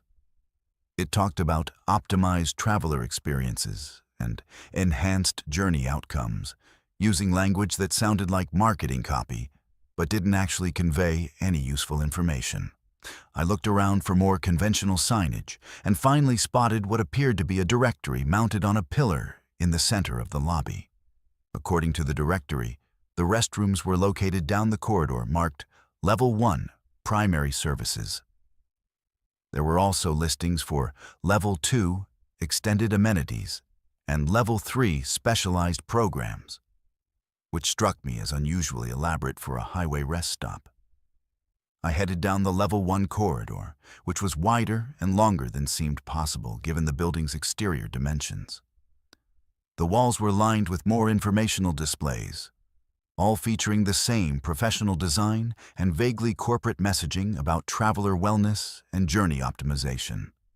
There were also doors leading to what appeared to be additional rooms or facilities, each marked with cryptic labels like Consultation Suite A and Assessment Center 1. The restroom, when I finally found it, was unlike any public facility I'd ever seen. Instead of the utilitarian fixtures and industrial materials typical of highway rest stops, it featured high-end finishes that would have been at home in a luxury hotel. The lighting was warm and flattering, the fixtures were polished chrome and marble, and there was even classical music playing softly from hidden speakers. But here's where things got really strange. The restroom was much larger than it needed to be. In addition to the usual stalls and urinals, there were additional areas that seemed to serve no clear purpose. Alcoves with comfortable seating, a section with what looked like massage chairs, and even a small area with vending machines offering items I'd never seen before, like energy optimization supplements and cognitive enhancement beverages. I took care of my immediate needs and started to leave, but found myself confused about which direction led back to the main lobby. The corridor I'd entered from seemed to have split into multiple branches while I was in the restroom, and I couldn't remember which one I'd come from. I chose the corridor that seemed most familiar and started walking. But after a few minutes, I realized I was in a completely different part of the facility. This corridor was lined with doors leading to rooms marked with labels like Individual Assessment, Group Processing, and Exit Interview. Through the small windows in some of the doors, I could see what appeared to be office spaces with desks, chairs, and computer equipment. I tried backtracking, but somehow ended up in yet another corridor I didn't recognize. This one had doors marked with numbers rather than descriptive labels. Room 101, Room 102, and so on. The lighting here was slightly different, more clinical, and the background music had changed to something that sounded like nature sounds mixed with very low-frequency tones that I felt more than heard. I started to feel genuinely panicked. This was supposed to be a simple rest stop visit, but I'd somehow gotten lost in what appeared to be an enormous facility with multiple levels and dozens of rooms. I checked my phone for the time and was shocked to see that I'd been inside the building for over an hour, even though it felt like maybe 15 minutes. I tried calling for help, but my voice seemed to be absorbed by the soft surfaces and background audio in a way that made it feel like I was shouting into a pillow. There was no echo, no sense that my voice was carrying any distance at all. That's when I started hearing other voices. They were faint and seemed to be coming from behind the numbered doors. I couldn't make out specific words, but the tone suggested conversations or interviews taking place. Some voices sounded calm and professional, like customer service representatives or medical staff. Others sounded confused or distressed, like people who were lost or didn't understand what was happening to them. I pressed my ear against the door of room 105 and could hear what sounded like a man explaining his travel plans to someone who was asking increasingly detailed questions about his destination, his reasons for traveling, and his personal background. The questions started innocuously enough, but gradually became more invasive and personal. At room 108, I heard a woman's voice saying something about not understanding why she couldn't leave, and asking repeatedly when she would be allowed to return to her car. A calm, professional voice was explaining something about processing procedures and completion requirements, in the kind of soothing tone you might hear from a therapist or counselor. I backed away from the doors and tried to find an exit, any exit, that would get me out of this impossible maze of corridors and rooms. I walked for what felt like hours, passing more numbered doors, more assessment centers, more consultation suites. Occasionally, I would encounter other lost visitors wandering the corridors with the same confused, slightly panicked expressions I was probably wearing. I tried talking to a few of them, but they all seemed to be in a daze, like they were only partially aware of their surroundings. One man told me he'd been looking for the exit for 3 days, but kept finding new corridors he hadn't explored yet. A woman said she'd come in to use the restroom, and somehow ended up in what she described as a medical examination room, where staff members had asked her to fill out extensive paperwork about her health history and travel patterns. Finally, after what my phone showed as nearly 4 hours inside the facility, I found a corridor that led to what looked like the original lobby. But even this space seemed different, larger than I remembered, with different displays on the walls and furniture arranged in a different configuration. I rushed toward what I hoped was the exit, pushing through glass doors that looked identical to the ones I'd entered through hours earlier. But instead of emerging into the parking lot where I'd left my car, I found myself in a completely different outdoor area. A landscaped courtyard with benches, fountains, and walking paths that definitely hadn't been there when I arrived. I could see the highway in the distance and the sound of traffic, but there was no direct path from this courtyard to the parking area where I'd left my car. I walked around the perimeter of the courtyard, looking for a way back to the original entrance, and eventually found a pathway that led around the building to the familiar parking lot. My car was exactly where I'd left it, and according to my dashboard clock, only about 20 minutes had passed since I'd parked. But my phone showed that I'd been inside the facility for over 4 hours, and the sun had moved considerably across the sky. I drove away as quickly as possible, not stopping until I reached my hotel in Savannah 3 hours later. The next day, I tried to find information about the rest stop online, but searches for facilities at that location only turned up standard South Carolina DOT rest areas with basic amenities, nothing matching the elaborate facility I'd encountered. I've driven that same route dozens of times since then, but I've never seen that rest stop again. The exit I took still exists, but it leads to a different facility, a conventional rest area with a standard brick building, basic restrooms, and vending machines you'd expect. I still don't know what that place was or what those assessment centers and consultation suites were designed for. But I think about those other voices I heard behind the numbered doors, and I wonder how many other travelers have gotten lost in that impossible maze of corridors and rooms. And sometimes, late at night when I'm driving through unfamiliar territory, I catch myself checking the exit numbers extra carefully, making sure I don't accidentally take the wrong ramp and end up back in that place where the building is bigger on the inside than the outside, and where some visitors apparently never find their way back to their cars. My name is Rohan, and I've been working as a traveling salesman for the past 22 years, covering a territory that stretches across Kansas, Nebraska, and eastern Colorado.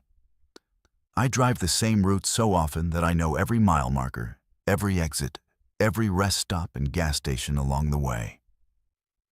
My job requires precision and reliability.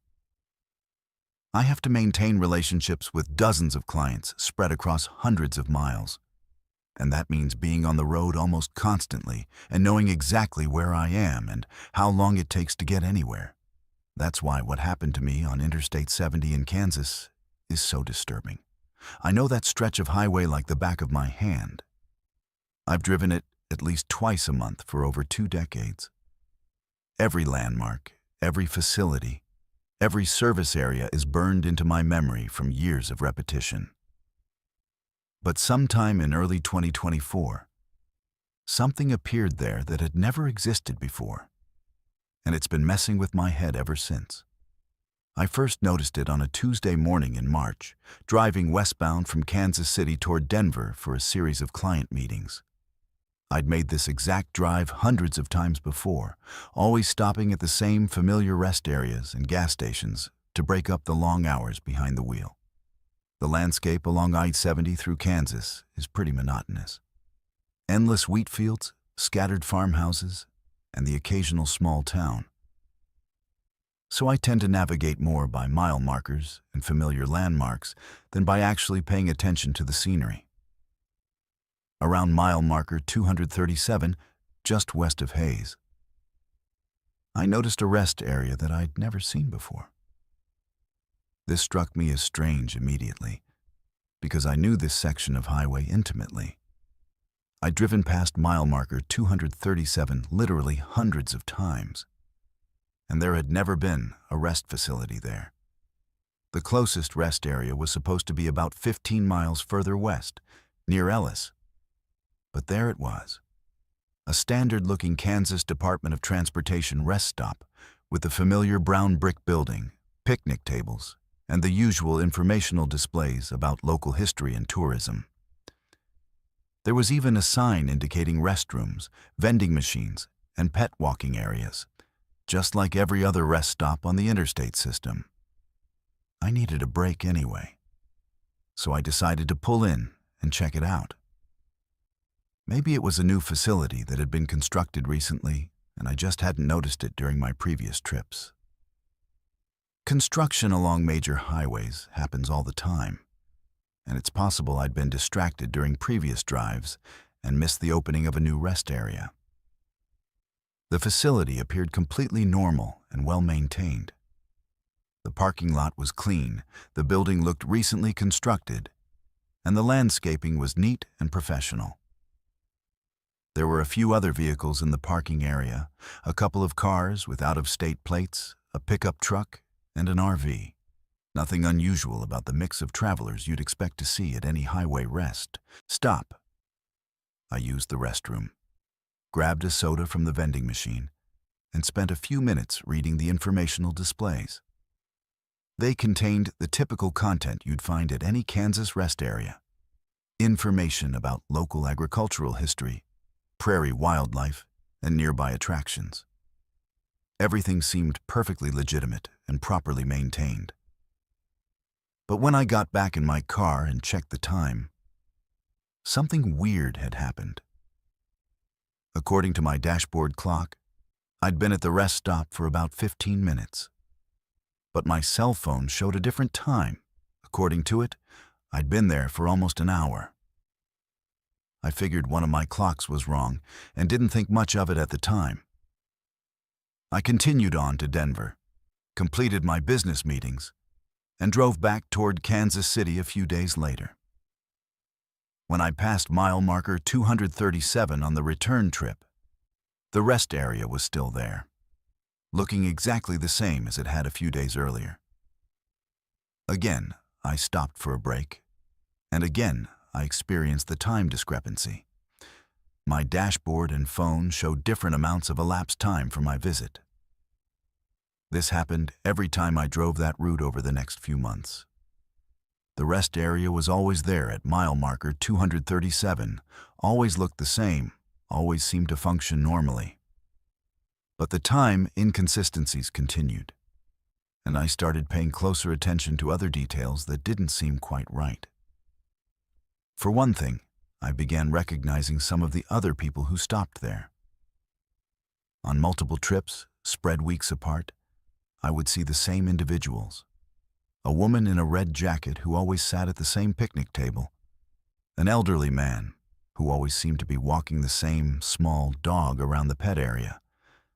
A family with 2 young children, who were always eating lunch at table closest to the building. At first I thought this might just be coincidence.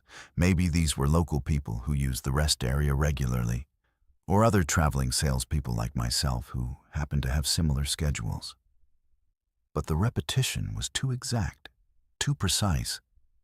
These people were always doing exactly the same things, wearing exactly the same clothes, even eating what appeared to be exactly the same meals. The woman in the red jacket was always reading the same page of the same magazine. The elderly man's dog always stopped to sniff the same bush at the same point during their walk. The family always had the same conversation about their travel plans, with the father looking at the same road atlas and the mother organizing the same items in their cooler. I started keeping a log of my stops at the rest area, noting the date, time, and the people I observed there. The pattern was undeniable. I was seeing the same people doing the same things every single time I stopped, regardless of whether my visits were days or weeks apart. But the most disturbing discovery came when I tried to research the rest area online. According to the Kansas Department of Transportation website, there was no rest facility at mile marker 237. The official highway maps showed the same thing. No rest area between the facilities near Hayes and Ellis. When I called KDOT directly to ask about it, they insisted that no such facility existed and suggested I might be confusing it with one of the other rest areas along Interstate 70. I even tried using GPS mapping services to locate the rest area, but none of them showed a facility at that location. According to every official source I could find, mile marker 237 was just an empty stretch of highway through rural Kansas farmland. Yet every time I drove that route, the rest area was there, solid and real and apparently functional. I could walk around it, use the facilities, buy sodas from the vending machines. Other travelers were clearly using it too, based on the occupied parking spaces and the people I saw there regularly. The time distortions continued to get worse. What felt like a 10-minute stop would show as 2 hours on my phone, or sometimes the reverse. Spending what felt like an hour at the facility would register as only a few minutes of elapsed time. I started setting multiple timers and alarms on different devices to try to track the discrepancies. But the results were inconsistent and confusing. On one occasion, I arrived at the rest area around 2 p.m., according to all my devices, spent what felt like a normal 20-minute break, and discovered when I returned to my car that my dashboard clock showed 2:20 p.m. while my phone displayed 11:30 a.m. The phone was showing a time earlier than when I had arrived, which should have been impossible. I began taking photographs during my stops, thinking I could use them to document the facility and maybe figure out what was going on. But when I reviewed the photos later, they showed inconsistent results. Sometimes the images looked normal, standard rest area photographs showing the building, parking lot, and other visitors. Other times the photos were distorted or showed things that didn't match my memories of the visit. In one series of photos taken during a single stop, the building appeared to be different sizes and configurations. One image showed the standard single-story brick structure I was familiar with, while another taken just minutes later showed what appeared to be a much larger, multi-story facility. A third photo showed the building from the same angle, but with completely different architectural details and landscaping. The people in my photographs were even more disturbing. The woman in the red jacket appeared in dozens of my photos taken over several months, but she never appeared to age or change in any way. She was always sitting in exactly the same position, reading the same magazine, wearing identical clothes.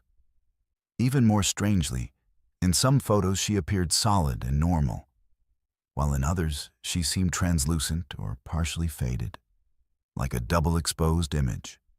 I tried approaching some of these familiar people during my stops, thinking I could ask them about their experiences or find out if they had noticed anything unusual about the rest area. But whenever I tried to initiate a conversation, they would respond in ways that suggested they didn't remember our previous encounters. The woman in the red jacket would look up from her magazine with a polite but blank expression, as if she had never seen me before.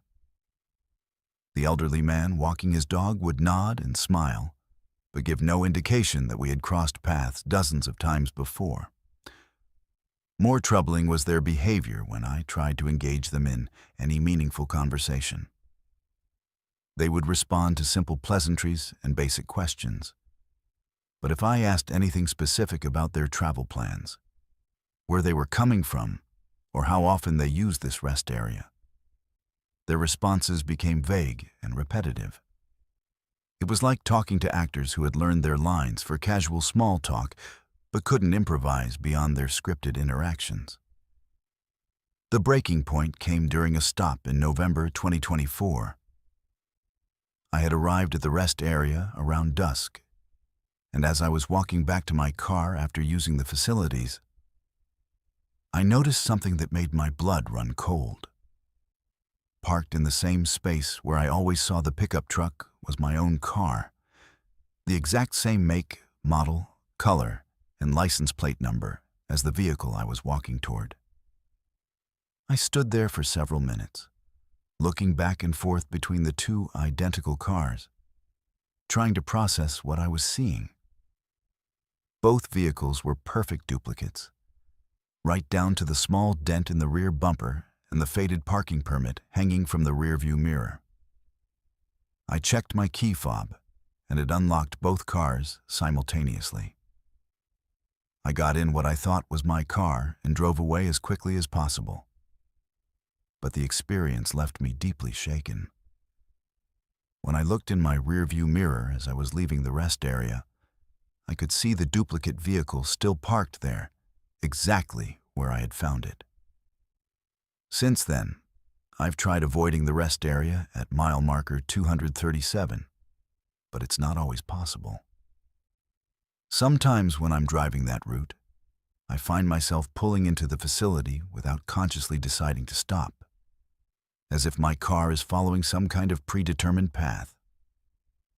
Other times, I'll deliberately drive past, only to discover that I'm somehow sitting in the parking lot with no memory of taking the exit. I've started documenting everything, keeping detailed logs of my travels, taking GPS readings, recording video during my drives through that section of highway. But the evidence is inconsistent and confusing. Sometimes the rest area shows up in my documentation, sometimes it doesn't. Sometimes my devices record normal travel times through that area, sometimes they show impossible temporal anomalies. The most recent incident happened just last month. I was driving the route during a snowstorm, and visibility was poor enough that I almost missed the exit for mile marker 237. But as I passed the location where the rest area should be, I caught a glimpse of something through the swirling snow. For just a moment, I could see the familiar building and parking lot.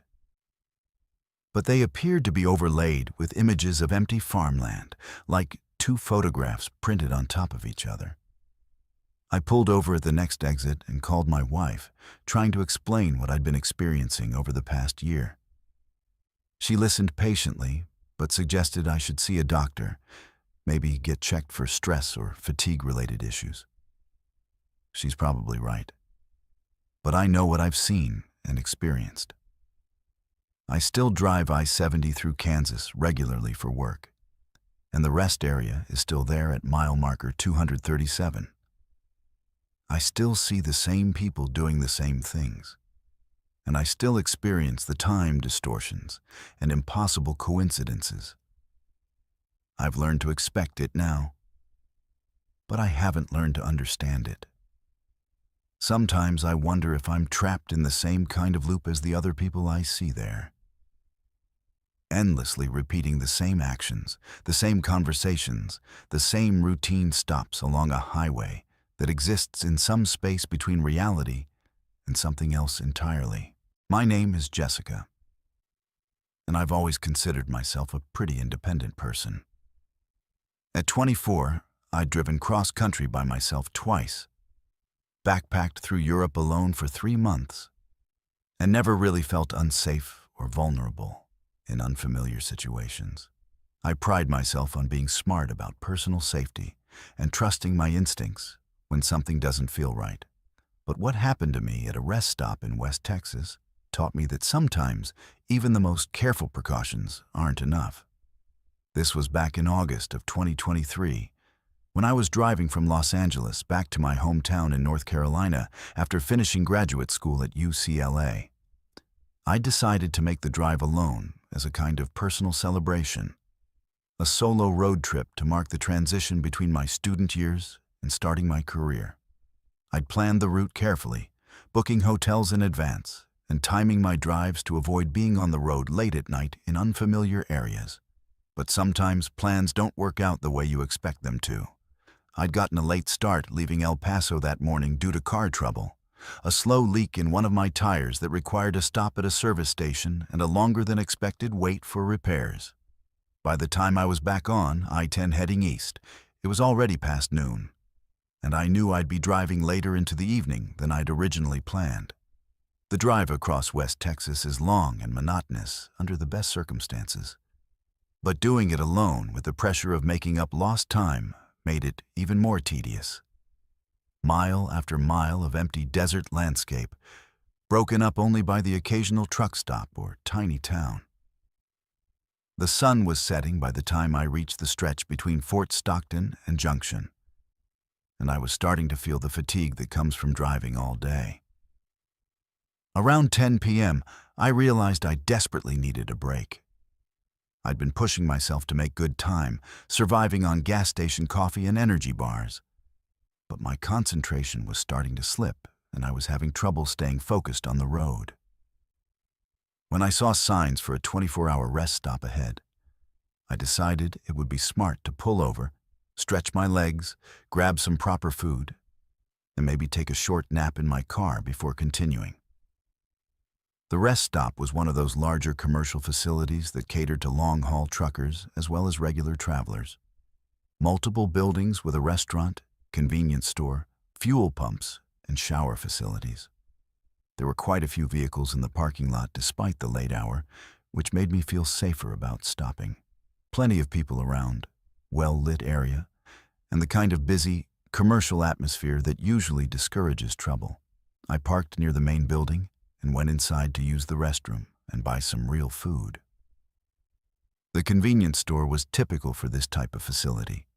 Aisles of snacks, drinks, and travel supplies, along with a small selection of hot food items under heat lamps. There were several other customers browsing around, mostly truckers and other late-night travelers like myself. The person behind the counter appeared to be some kind of manager or supervisor, rather than a regular cashier. He was a man in his 40s, wearing a polo shirt with the facility's logo, and a name tag that identified him as Bill Night Manager. He seemed friendly and professional when I paid for my sandwich and drink, making the kind of small talk you'd expect from someone in a customer service role. "Long drive tonight?" he asked as he rang up my purchases. "Yeah, trying to make it to San Antonio," I replied, which was true. I had a hotel reservation there for the night. "That's still a couple hours from here," he said. "You sure you're not too tired? We get a lot of accidents on this stretch when people push themselves too hard." I appreciated the concern, even though it seemed a bit forward for casual conversation with a customer. "I'll be fine," I said. "Just needed to grab some food and stretch my legs." "Well, be careful out there," he said, handing me my receipt. "It gets pretty desolate between here and San Antonio, especially this late at night." I thanked him and headed back outside to eat my food in my car before getting back on the road. The parking lot was still busy, with trucks coming and going regularly, and I felt comfortable sitting there for a while to eat and rest. That's when I noticed Bill, the night manager, had followed me outside. He wasn't being obvious about it, but I could see him through my rearview mirror, standing near the building entrance and looking in my direction. When I turned around to look directly at him, he would glance away or pretend to be busy with something else, but I could tell his attention kept returning to me and my car. This made me slightly uncomfortable, but I tried to rationalize it. Maybe he was just being conscientious about security, keeping an eye on the parking lot and the customers.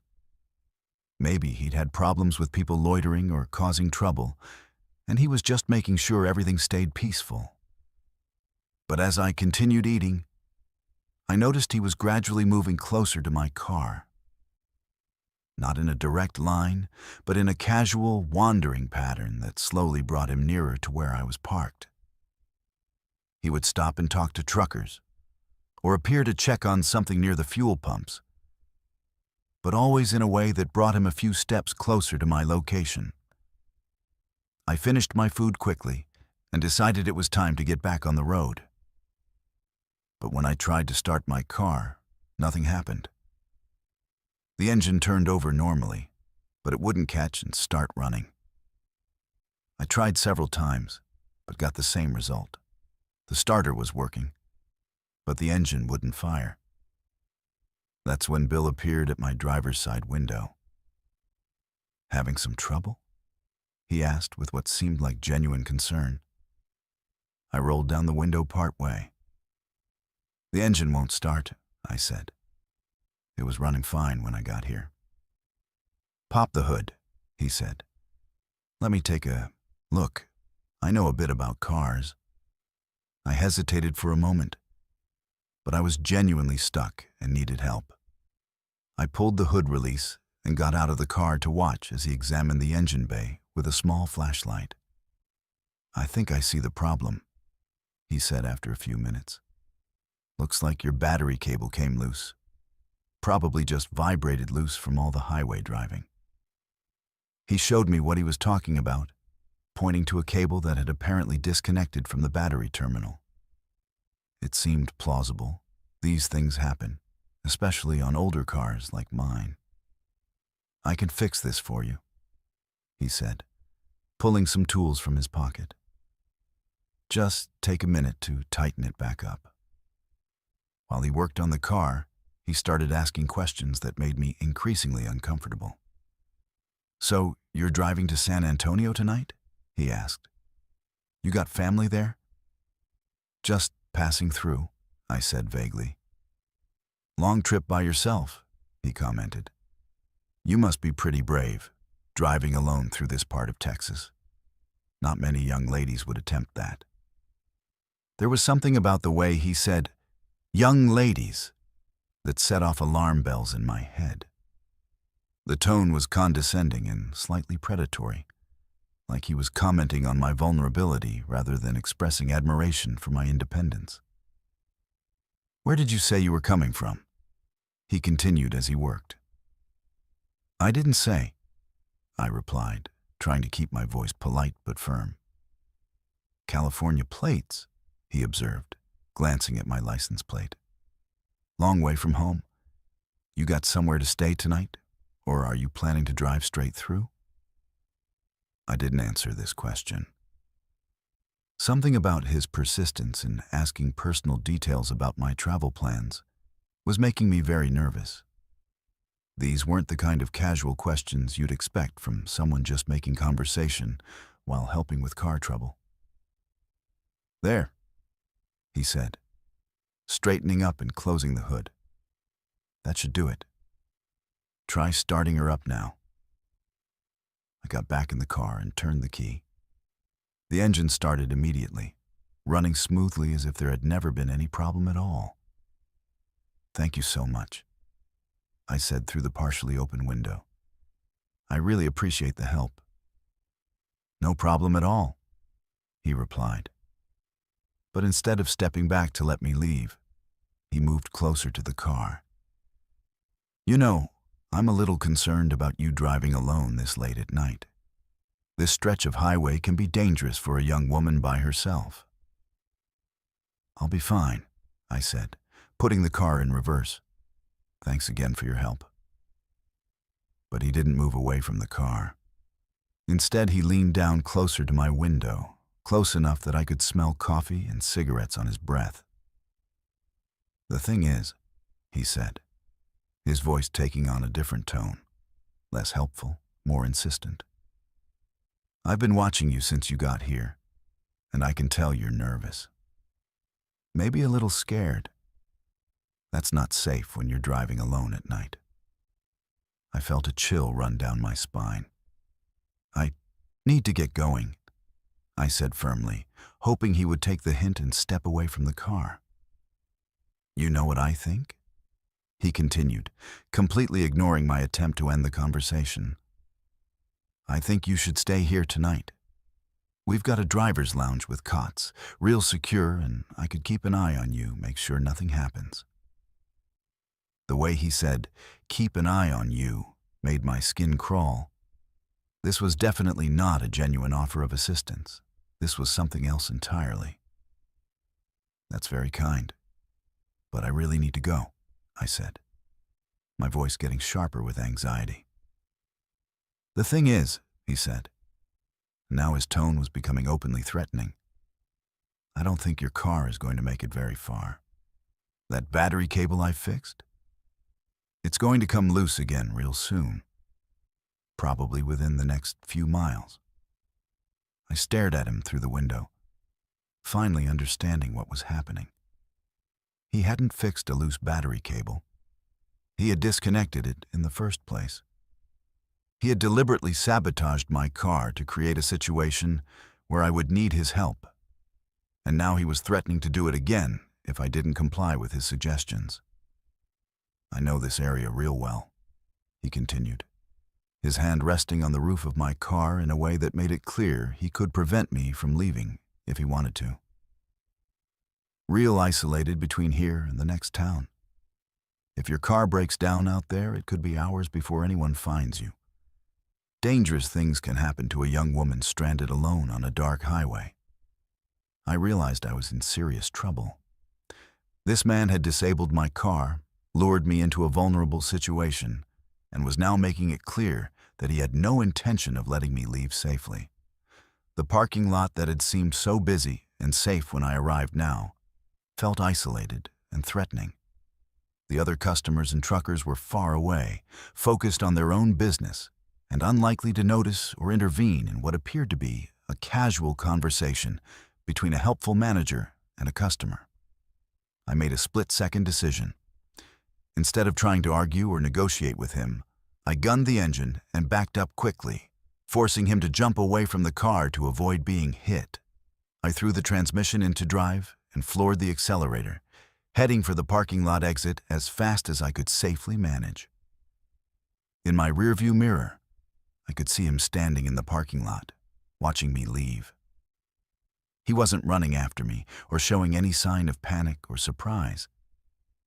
He was just standing there calmly, like this was exactly the outcome he had expected. I drove for the next 2 hours without stopping, checking my mirrors constantly to make sure I wasn't being followed. Every time I saw headlights behind me, my heart would race until the vehicle passed me or turned off at an exit. The car ran perfectly the entire way to San Antonio, with no sign of the battery problems he had threatened. When I finally reached my hotel, I was shaking so badly I could barely hold my key card, steady enough to unlock my room. I called the Texas State Police and reported the incident, giving them the location of the rest stop and a description of the man who had threatened me. The dispatcher took my report seriously and said they would send a trooper to check on the facility, but I never heard back about whether they found anything suspicious. I also called the corporate headquarters of the truck stop chain the next morning and reported what had happened. They claimed to have no employee named Bill working as a night manager at that location, and said they would investigate the incident. Again, I never received any follow-up information. The experience taught me that predators can be incredibly sophisticated in their methods. This wasn't some random criminal who spotted an opportunity. This was someone who had clearly done this before. Someone who knew exactly how to create a situation where a victim would be isolated and vulnerable. If I hadn't trusted my instincts and acted quickly when I realized what was happening, I hate to think about how that night might have ended. I finished my drive to North Carolina without any further incidents. But I never forgot the lesson I learned at that rest stop in West Texas. Sometimes the people who seem most helpful are the ones you need to fear the most. And sometimes the only thing that stands between you and real danger is your willingness to trust your instincts and act on them immediately, even when it means being rude or appearing ungrateful. I still make long solo drives, but I'm much more careful now about when and where I stop, especially late at night in remote areas. And I always trust that little voice in my head that tells me when something isn't right. Even when I can't put my finger on exactly what's bothering me about a situation. My name is Catherine, and I work as a pediatric nurse at a children's hospital in Minneapolis.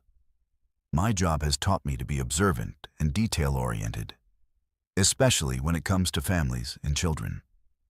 I'm trained to notice things that might be wrong or out of place, whether it's signs of abuse, neglect, or just unusual behavior that might indicate a medical or psychological problem.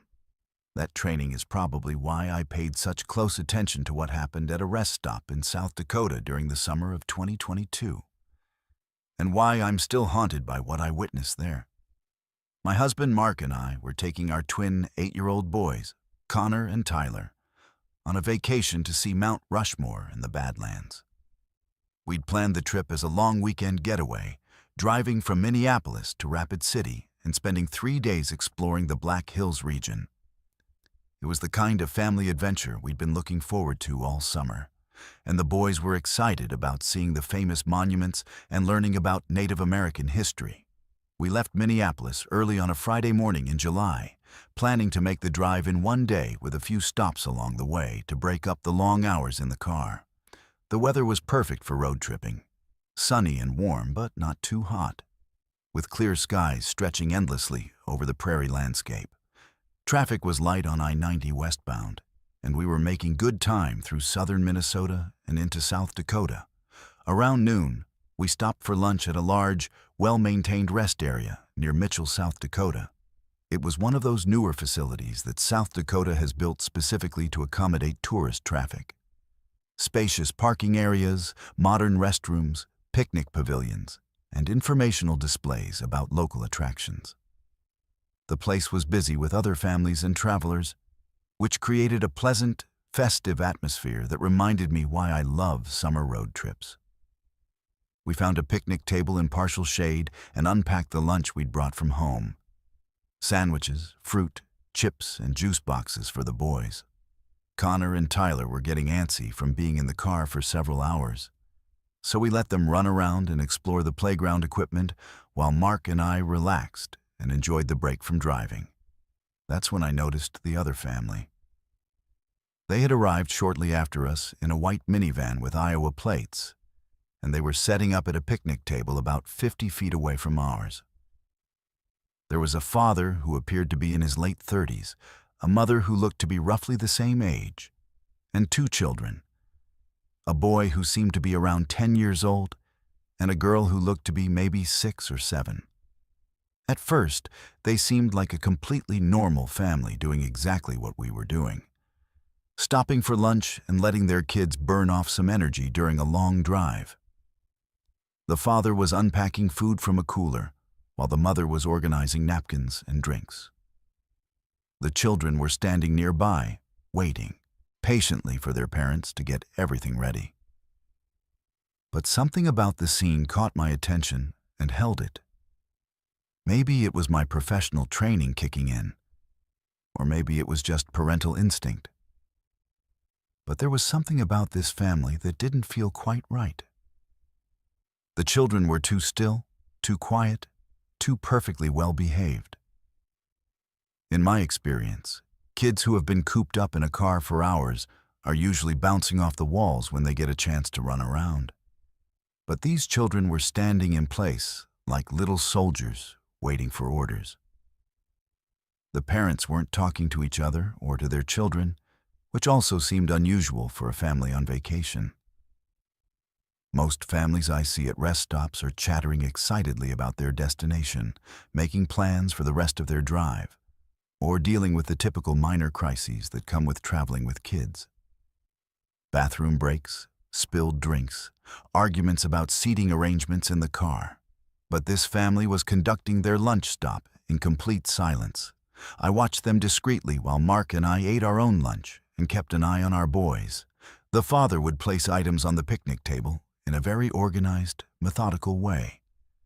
First the sandwiches, then the drinks, then the napkins, then the chips. The mother would hand items to the children in what appeared to be a predetermined sequence. Everything they did seemed choreographed, like they were following a script or performing a routine they had practiced many times before. The children ate their lunch without speaking, without fidgeting, without displaying any of the normal behaviors you'd expect from kids their age. They didn't ask questions, didn't complain about their food, didn't beg to go play on the playground equipment. They just sat there eating in perfect silence, while their parents continued their wordless lunch preparation and cleanup routine. "Mark," I said quietly to my husband, "look at that family over there. Do they seem normal to you?"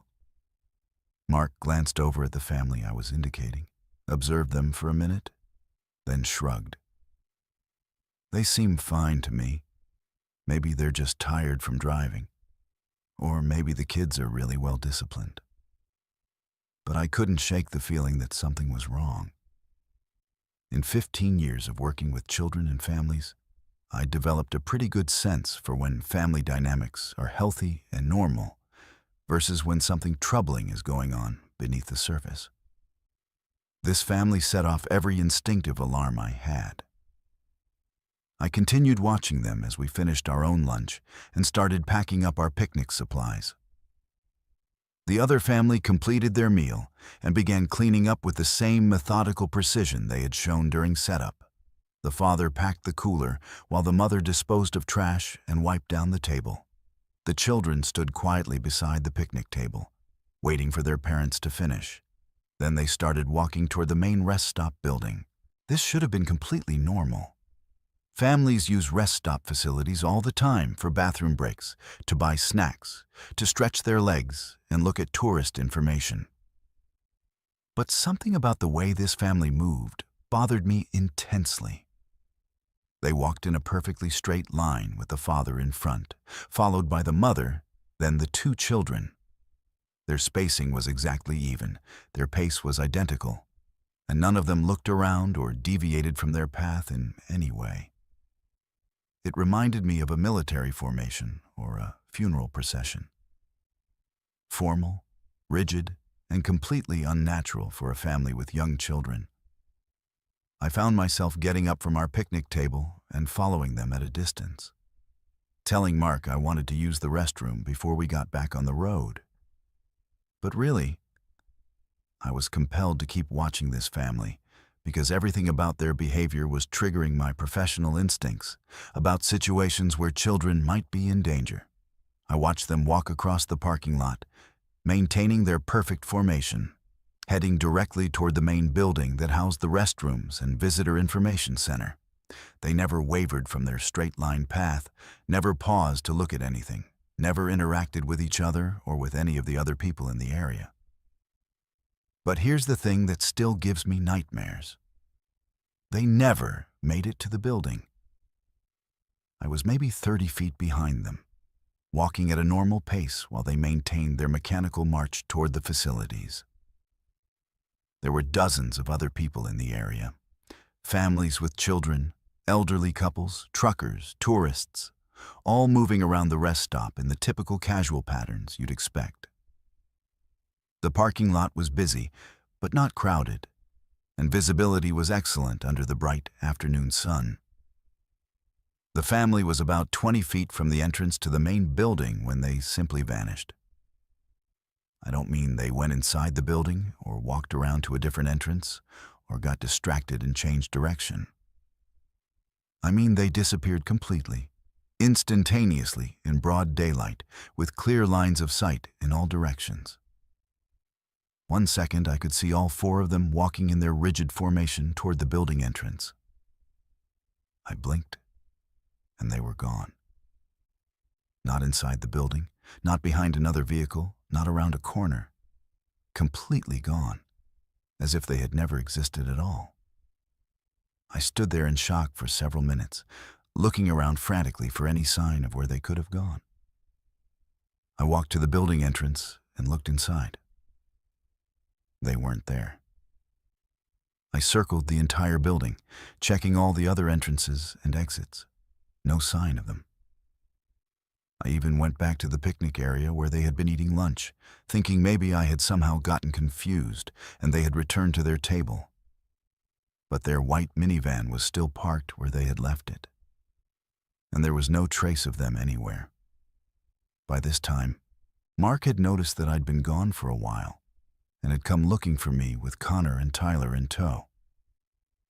I tried to explain what I had seen, but it sounded crazy even to my own ears. A family had vanished into thin air in broad daylight at a busy rest stop with dozens of witnesses around. But Mark has been married to me long enough to know that I don't imagine things or make up stories for attention. If I said something strange had happened, he was willing to listen and help me figure it out. We spent the next hour searching the entire rest area and questioning other people who had been there during the lunch period. Several people remembered seeing the family I described: the white minivan, the parents and 2 children, the unusually quiet and well-organized behavior during their picnic lunch. But nobody had seen them leave their picnic table, and nobody had witnessed them walking toward the building or disappearing. One elderly man who had been sitting on a bench near the main building specifically remembered looking in that direction at the time I claimed the family had vanished. He insisted that he would have noticed a family of 4 walking toward the entrance, and he was certain that no such group had passed by his location. We contacted the rest area management and asked them to check their security cameras. The facility had multiple cameras covering the parking areas and building entrances, and they were able to review the footage from the time period when the family had been there. The security video showed the family arriving in their white minivan, setting up their picnic lunch, eating in silence, and cleaning up their table. But when they should have been walking toward the building, the cameras showed something impossible. The family simply faded out of existence over the course of about 10 seconds, becoming progressively more transparent until they disappeared completely. The rest area manager was as baffled as we were. He made copies of the relevant footage and said he would report the incident to local law enforcement, but he'd never seen anything like it in 20 years of working at highway facilities. We filed a missing persons report with the South Dakota State Police, providing the license plate number of the white minivan and detailed descriptions of all 4 family members. But when they ran the plates, they discovered that the vehicle had been reported stolen from a long-term parking lot at the Des Moines airport 6 months earlier. The car's registered owners were a couple from Cedar Rapids who had been on vacation in Europe at the time of the theft and had never had any children. The investigation continued for several weeks, but no trace of the missing family was ever found. The stolen minivan remained in the rest area parking lot for 3 days before being towed and processed for evidence. But it yielded no useful clues about the identity of the people who had been using it. Local and state police interviewed dozens of witnesses who had been at the rest area that day. But nobody could provide any additional information about what had happened to the family or where they might have gone. The security camera footage was analyzed by digital forensics experts, but they could offer no explanation for how or why 4 people had gradually faded from visibility over a 10-second period. The case was eventually classified as a missing persons investigation with unknown circumstances, and it remains unsolved to this day. We continued on with our family vacation, but the experience cast a shadow over what should have been a fun weekend getaway. Connor and Tyler were too young to fully understand what had happened, but they picked up on Mark's and my anxiety and kept asking questions about the invisible family for weeks after we returned home. I still think about that family regularly, especially when I'm working with children who seem too quiet, too compliant, too perfectly well-behaved for their age. I wonder if those children were in some kind of danger, if their unusual behavior was a sign that something terrible was happening to them. I wonder if their disappearance was somehow connected to whatever had been wrong with their family dynamics. Most of all, I wonder if they're still out there somewhere, trapped in that same rigid, silent routine, waiting for someone to notice that they need help. My name is Jimmy, and I've been a long-haul trucker for 18 years, covering routes across the western United States. In all that time driving through some of the most remote and challenging terrain in the country, I've encountered just about every kind of weather, road condition, and emergency situation you can imagine. Mountain passes in blizzards, desert highways in 120-degree heat, ice storms, flash floods. I thought I'd seen it all. But nothing in my experience prepared me for what happened during a winter storm in the Colorado Rockies in February 2023.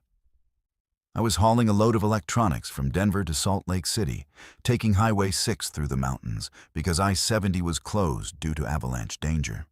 The weather had been deteriorating all day, with snow starting as light flurries in the morning, but gradually building into a full-scale blizzard by late afternoon. Visibility was getting worse by the hour, and the wind was picking up to the point where it was becoming difficult to keep my rig steady on the road. Around 8 p.m., I was climbing through a particularly treacherous section of highway when the storm intensified beyond anything I'd ever experienced. The snow was coming down so heavily that my headlights could barely penetrate more than a few feet ahead, and the wind was creating whiteout conditions that made it impossible to see the road markings or guardrails. My CB radio was picking up reports from other drivers about multiple accidents and road closures, and it was becoming clear that continuing in these conditions would be suicidal. When I saw the lights of what appeared to be a rest area ahead, I made the decision to pull off and wait out the worst of the storm. I've been driving long enough to know that no delivery schedule is worth risking your life for. And this blizzard was rapidly approaching the kind of conditions that kill people who try to push through them. The rest area was one of those high-altitude facilities designed specifically for mountain highway conditions. Substantial buildings built to withstand severe weather, with covered areas for vehicles and emergency shelter capabilities. As I pulled into the parking area, I could see several other vehicles already there. A few cars, another semi-truck, and what looked like an RV that had probably been trapped by the storm, just like I was. I parked my rig in a spot that offered some protection from the wind, and made my way to the main building, fighting through snow that was already knee-deep in the areas where it had drifted. The wind was howling with a ferocity that made it difficult to hear anything else, and the temperature was dropping fast enough that I could feel the cold penetrating through my heavy winter jacket. The building's main entrance was heavy and well sealed against the weather, and when I pushed through it, I was grateful to find myself in a warm, well-lit space that offered obvious refuge from the brutal conditions outside. There were maybe a dozen other people already there. Other stranded travelers who had made the same decision I had to seek shelter rather than risk continuing in the storm. Most of them were huddled in the main lobby area, sitting on benches or standing near the large windows that normally would have offered spectacular views of the mountain landscape, but now showed nothing but swirling snow and darkness. The mood was generally calm but concerned. Everyone understood we were dealing with a serious weather event. but the facility seemed well equipped to handle the situation, and nobody appeared to be panicking. I was settling in for what I figured would be a long night when one of the facility maintenance workers approached me. He was a man in his 50s, wearing the kind of heavy-duty winter clothing that suggested he was accustomed to working in harsh mountain conditions. His name tag identified him as Dave, and he had the weathered look of someone who'd spent years dealing with Colorado winters. "You picked a hell of a night to be traveling," he said with the kind of dark humor that mountain people use to cope with dangerous weather.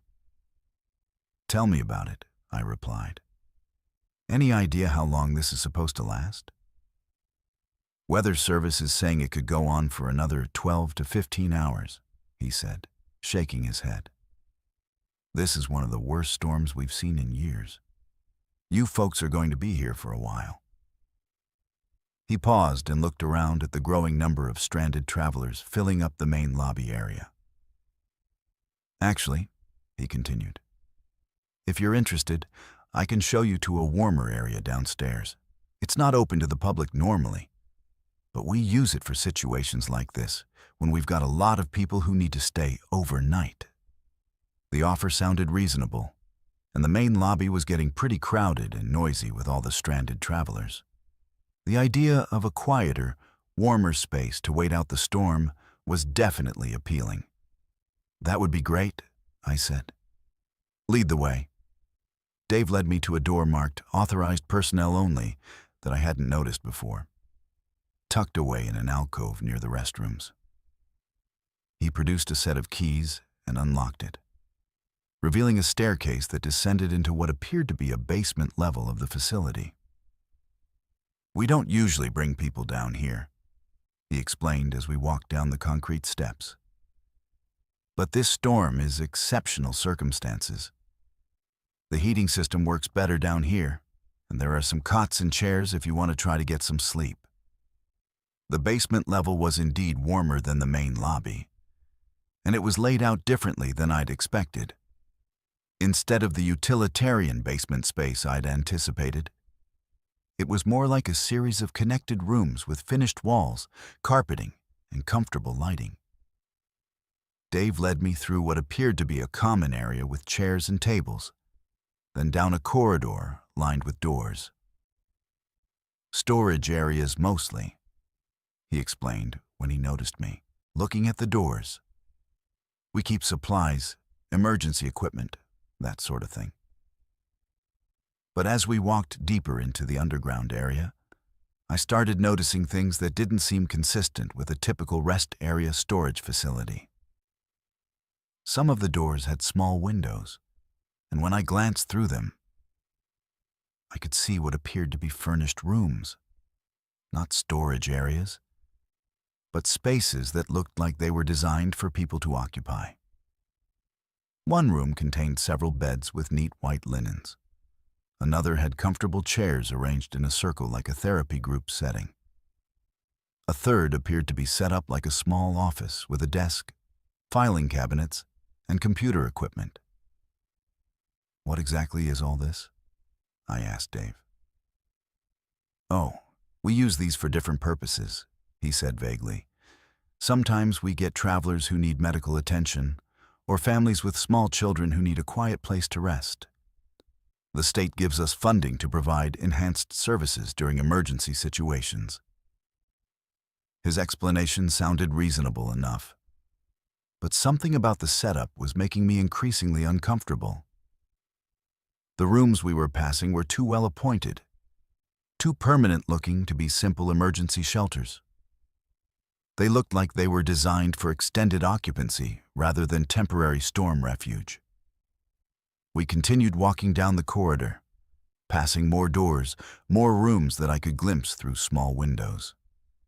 Some were dark and appeared empty, but others showed signs of recent use: unmade beds, personal belongings scattered around, the general disorder that suggests people had been living in these spaces. "How many people are staying down here?" I asked.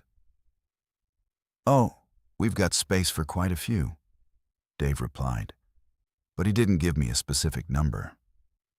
Don't worry, there's plenty of room. We reached the end of the corridor, and Dave opened a door that led into a larger room furnished with several cots, chairs, and a small table. You can make yourself comfortable here, he said. There are blankets in that closet, and there's a bathroom just down the hall. I thanked him and set down my overnight bag. But I was becoming increasingly uneasy about the situation. Something about this underground facility didn't feel right, and Dave's evasive answers to my questions were setting off alarm bells in my head. After Dave left, supposedly to check on other stranded travelers, I decided to do some exploring on my own. I walked back down the corridor we'd come through, taking a closer look at the rooms through their windows. What I saw made my blood run cold. The rooms weren't just furnished, they were personalized.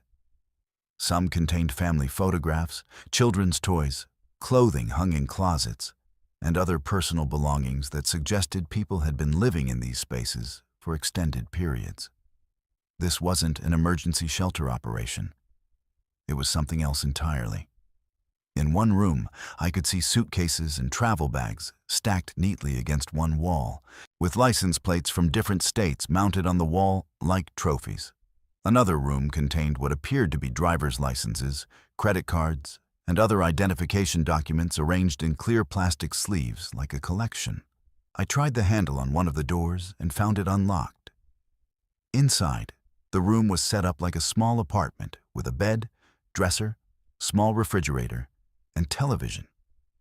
On the dresser were family photos showing what appeared to be a middle-aged couple with 2 teenage children, along with travel brochures for various national parks and tourist destinations. But the most disturbing discovery was a bulletin board mounted on one wall that contained what appeared to be missing person flyers. Dozens of them, all featuring photos of individuals and families who had disappeared while traveling through Colorado and surrounding states. Some of the flyers were yellowed with age, suggesting they'd been there for years. I backed out of the room quickly and continued down the corridor, my heart racing as I began to understand what this place really was. This wasn't a rest area with emergency shelter capabilities. It was some kind of collection point where travelers who got stranded during storms were brought and never allowed to leave. The personal belongings, the identification documents, the missing person flyers, they all pointed to the same horrifying conclusion. Dave, and whoever else was running this operation, were using severe weather events as opportunities to trap vulnerable travelers, people who would disappear during storms when search and rescue efforts would be delayed or impossible. I needed to get out of there immediately. But when I tried to retrace my steps back to the staircase, I discovered that the corridor layout had somehow changed. The path that Dave and I had taken to reach my assigned room was no longer there.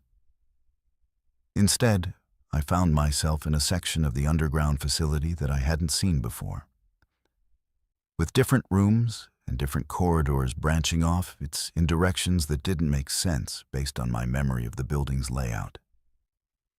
I spent what felt like hours trying to find my way back to the staircase. But the underground area seemed to be much larger and more complex than should have been possible. I passed dozens of rooms, some occupied by people who appeared to be sleeping or resting, others filled with personal belongings and travel gear that suggested many previous visitors had been brought here and never left. Some of the occupied rooms contained people who looked like they'd been there for a long time. Their clothes were worn and faded. Their appearance suggested poor nutrition and limited access to proper hygiene facilities.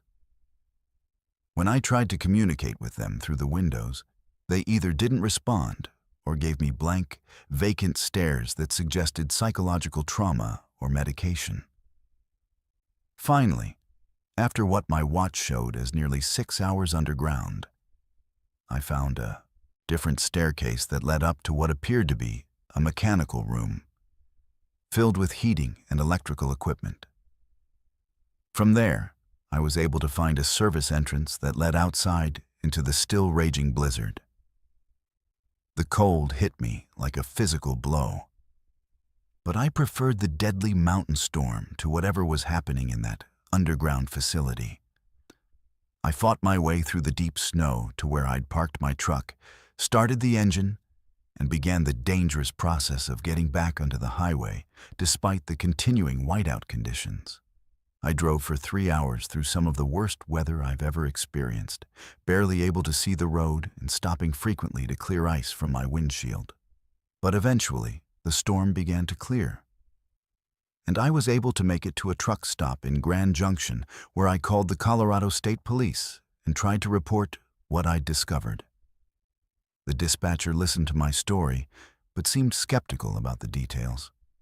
When state troopers checked the rest area the following day, they found a normal, well-maintained facility with no underground levels beyond a standard basement containing heating and maintenance equipment. There was no sign of the elaborate underground complex I'd described, no evidence of missing persons materials, and no employee named Dave. The official conclusion was that I'd become disoriented during the blizzard and had somehow confused multiple locations or experienced hallucinations due to stress and exhaustion. But I know what I saw in that underground facility, and I know those missing person flyers were real. I still drive mountain routes regularly, but I never stop at remote rest areas during severe weather anymore. When storms hit, I find truck stops or motels in populated areas rather than risk getting stranded at facilities that might not be what they appear to be. Sometimes I search online for missing person cases from Colorado and surrounding states, looking for faces that might match the photos I saw in that underground collection. I've found several that look familiar, but without more specific information or evidence, there's nothing I can do except wonder how many travelers have disappeared into that maze of underground rooms, and whether they're still down there, waiting for someone to find them. My name is Devin, and I honestly can't tell you how long I've been trying to leave this rest stop. Time doesn't seem to work the same way here as it does in the outside world, and my memories of what happened before I arrived are getting hazier with each passing hour, day. I'm not even sure anymore. I think I was driving somewhere. I have flashes of memory, being behind the wheel of my car, music playing on the radio, the sensation of highway miles passing beneath my tires. But the details are slipping away like water through my fingers. Was I going to visit someone? Coming home from work? Taking a vacation? The harder I try to remember, the more the memories seem to dissolve. What I do remember clearly is pulling into this rest stop because I needed to use the bathroom. It looked completely ordinary. A standard highway facility with brick buildings, picnic tables, and a parking area that could accommodate maybe 30 vehicles.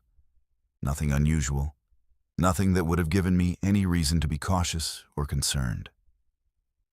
I parked in a space near the main building, used the restroom, bought a soda from a vending machine, and walked back to my car. Simple, routine, forgettable. Except when I got back in my car and drove toward the exit, something went wrong. Instead of merging back onto whatever highway I'd been traveling, I found myself pulling into the same rest stop again. Same building, same parking spaces, same vending machines. At first, I thought I'd gotten confused and somehow made a wrong turn, maybe driven in a circle around the facility without realizing it. So I tried again. I parked, got out of my car, and walked around the entire perimeter of the rest stop to get my bearings. There was definitely only one entrance and one exit, and they connected to what appeared to be a normal highway with traffic moving in both directions. Nothing complicated about the layout, nothing that should have caused any confusion. I got back in my car, drove carefully toward the exit, and paid close attention to every turn and merge. I made sure I was heading in the right direction, checked my mirrors, watched the road signs. but within what felt like 5 minutes of driving, I was pulling into the same rest stop again. That's when I started to panic. I tried different approaches, driving faster, driving slower, taking the entrance ramp in reverse to see if that would somehow break whatever pattern I was caught in. I tried getting out of my car at the highway entrance and walking along the road to see where it led. I tried calling for help on my cell phone, but I had no signal despite being on what should have been a major highway. Nothing worked. Every attempt to leave the rest stop resulted in me arriving back at the rest stop within minutes, pulling into the same parking area as if I'd never left at all. The worst part is the other people. There are maybe 15 or 20 other individuals here at any given time. Men, women, children, elderly couples, solo travelers like myself. They all seem to be going through the normal motions of rest stop visitors, using the facilities, eating snacks, stretching their legs, checking their phones. But none of them seem to notice that we're all trapped here. I've tried talking to them, explaining the situation, asking if they've experienced the same problem with being unable to leave. But their responses are always vague and disconnected, like they're not really hearing what I'm saying or understanding the implications of what I'm telling them. A woman in a blue jacket will smile and nod when I explain that I've been trying to leave for hours, then immediately ask me if I know what time it is or whether I think it's going to rain. An elderly man will listen politely to my description of driving in circles, then tell me about his grandchildren as if we're having a completely different conversation. The children are the worst. They play on the small playground equipment or run around the grassy areas. But they never get tired, never ask their parents when they're leaving, never show any awareness that anything unusual is happening. They just repeat the same activities over and over, swinging on the same swing, climbing the same piece of equipment, playing the same games. I've started paying attention to the patterns, trying to document what I observe to maintain some sense of sanity and purpose. The woman in the blue jacket always sits at the same picnic table and eats the same bag of chips. The elderly man always walks his small dog along the same path around the perimeter of the facility.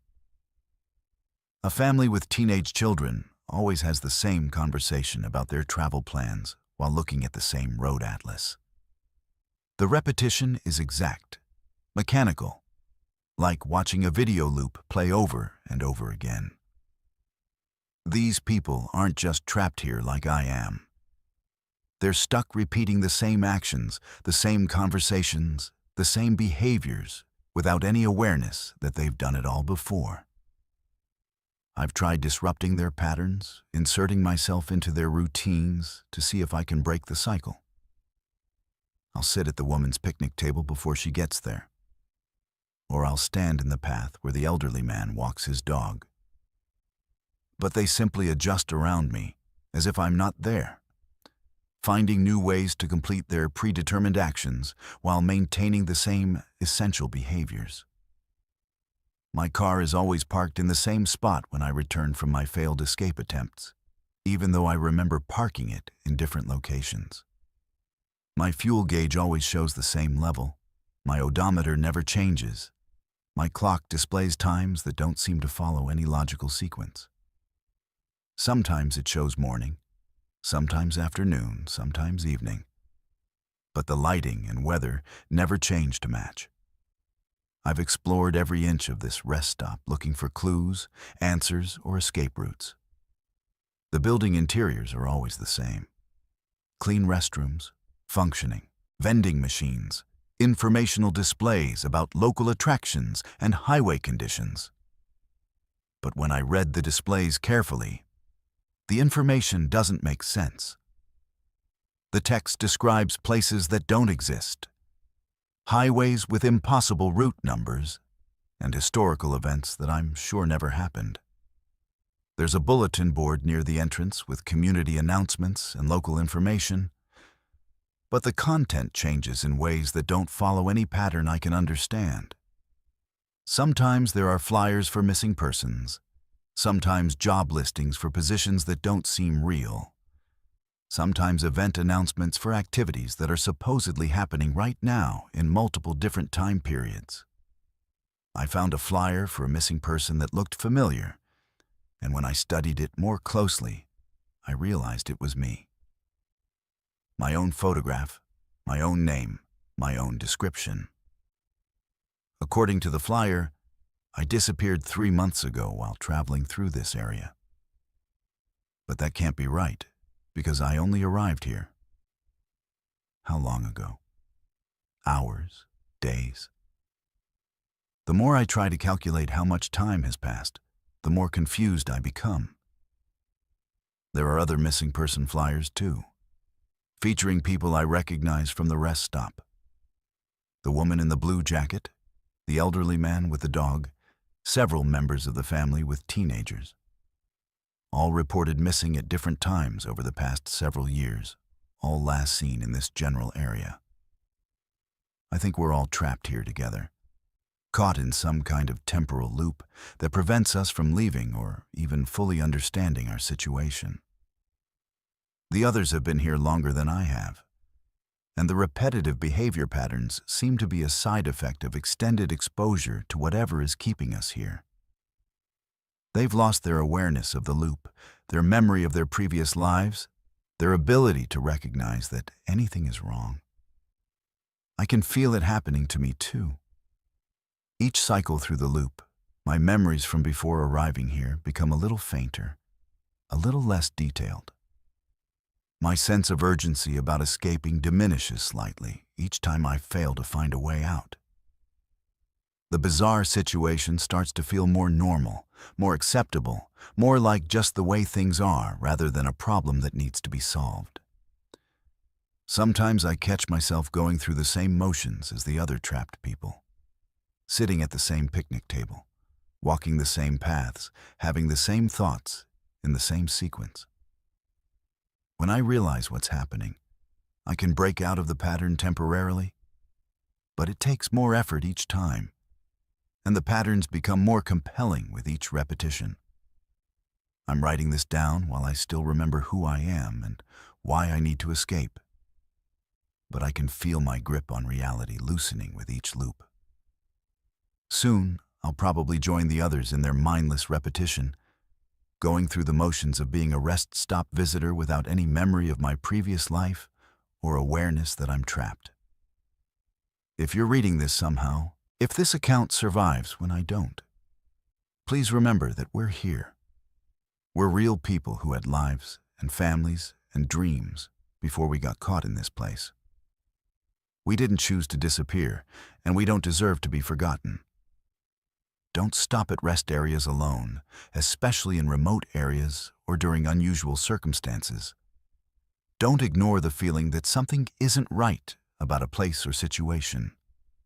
Trust your instincts, and if something feels wrong, leave immediately and don't look back. And if you ever find yourself at what seems like an ordinary rest stop but notice that you can't leave, or that other people are behaving strangely, or that time doesn't seem to work normally, run. Fight against it with everything you have. Don't let it normalize. Don't let it become acceptable. Don't let it take your memories and your sense of self like it's taking mine. Remember us. Remember that we were real.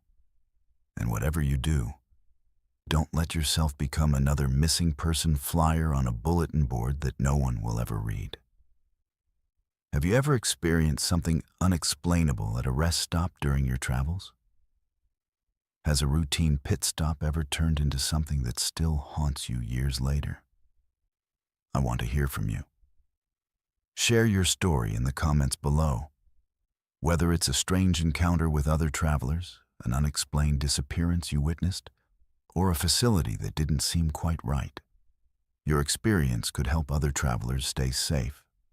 Or it might provide answers for families still searching for missing loved ones. Don't forget to subscribe to Verified Fears for more true horror stories that will make you think twice about your next road trip. Hit that notification bell so you never miss our latest investigations into the unexplained encounters that happen in the places we least expect them. And remember, when you're out there on the highways, trust your instincts. Sometimes the most ordinary places hide the most extraordinary dangers. Stay safe out there and keep your eyes open. You never know what's waiting at the next rest stop.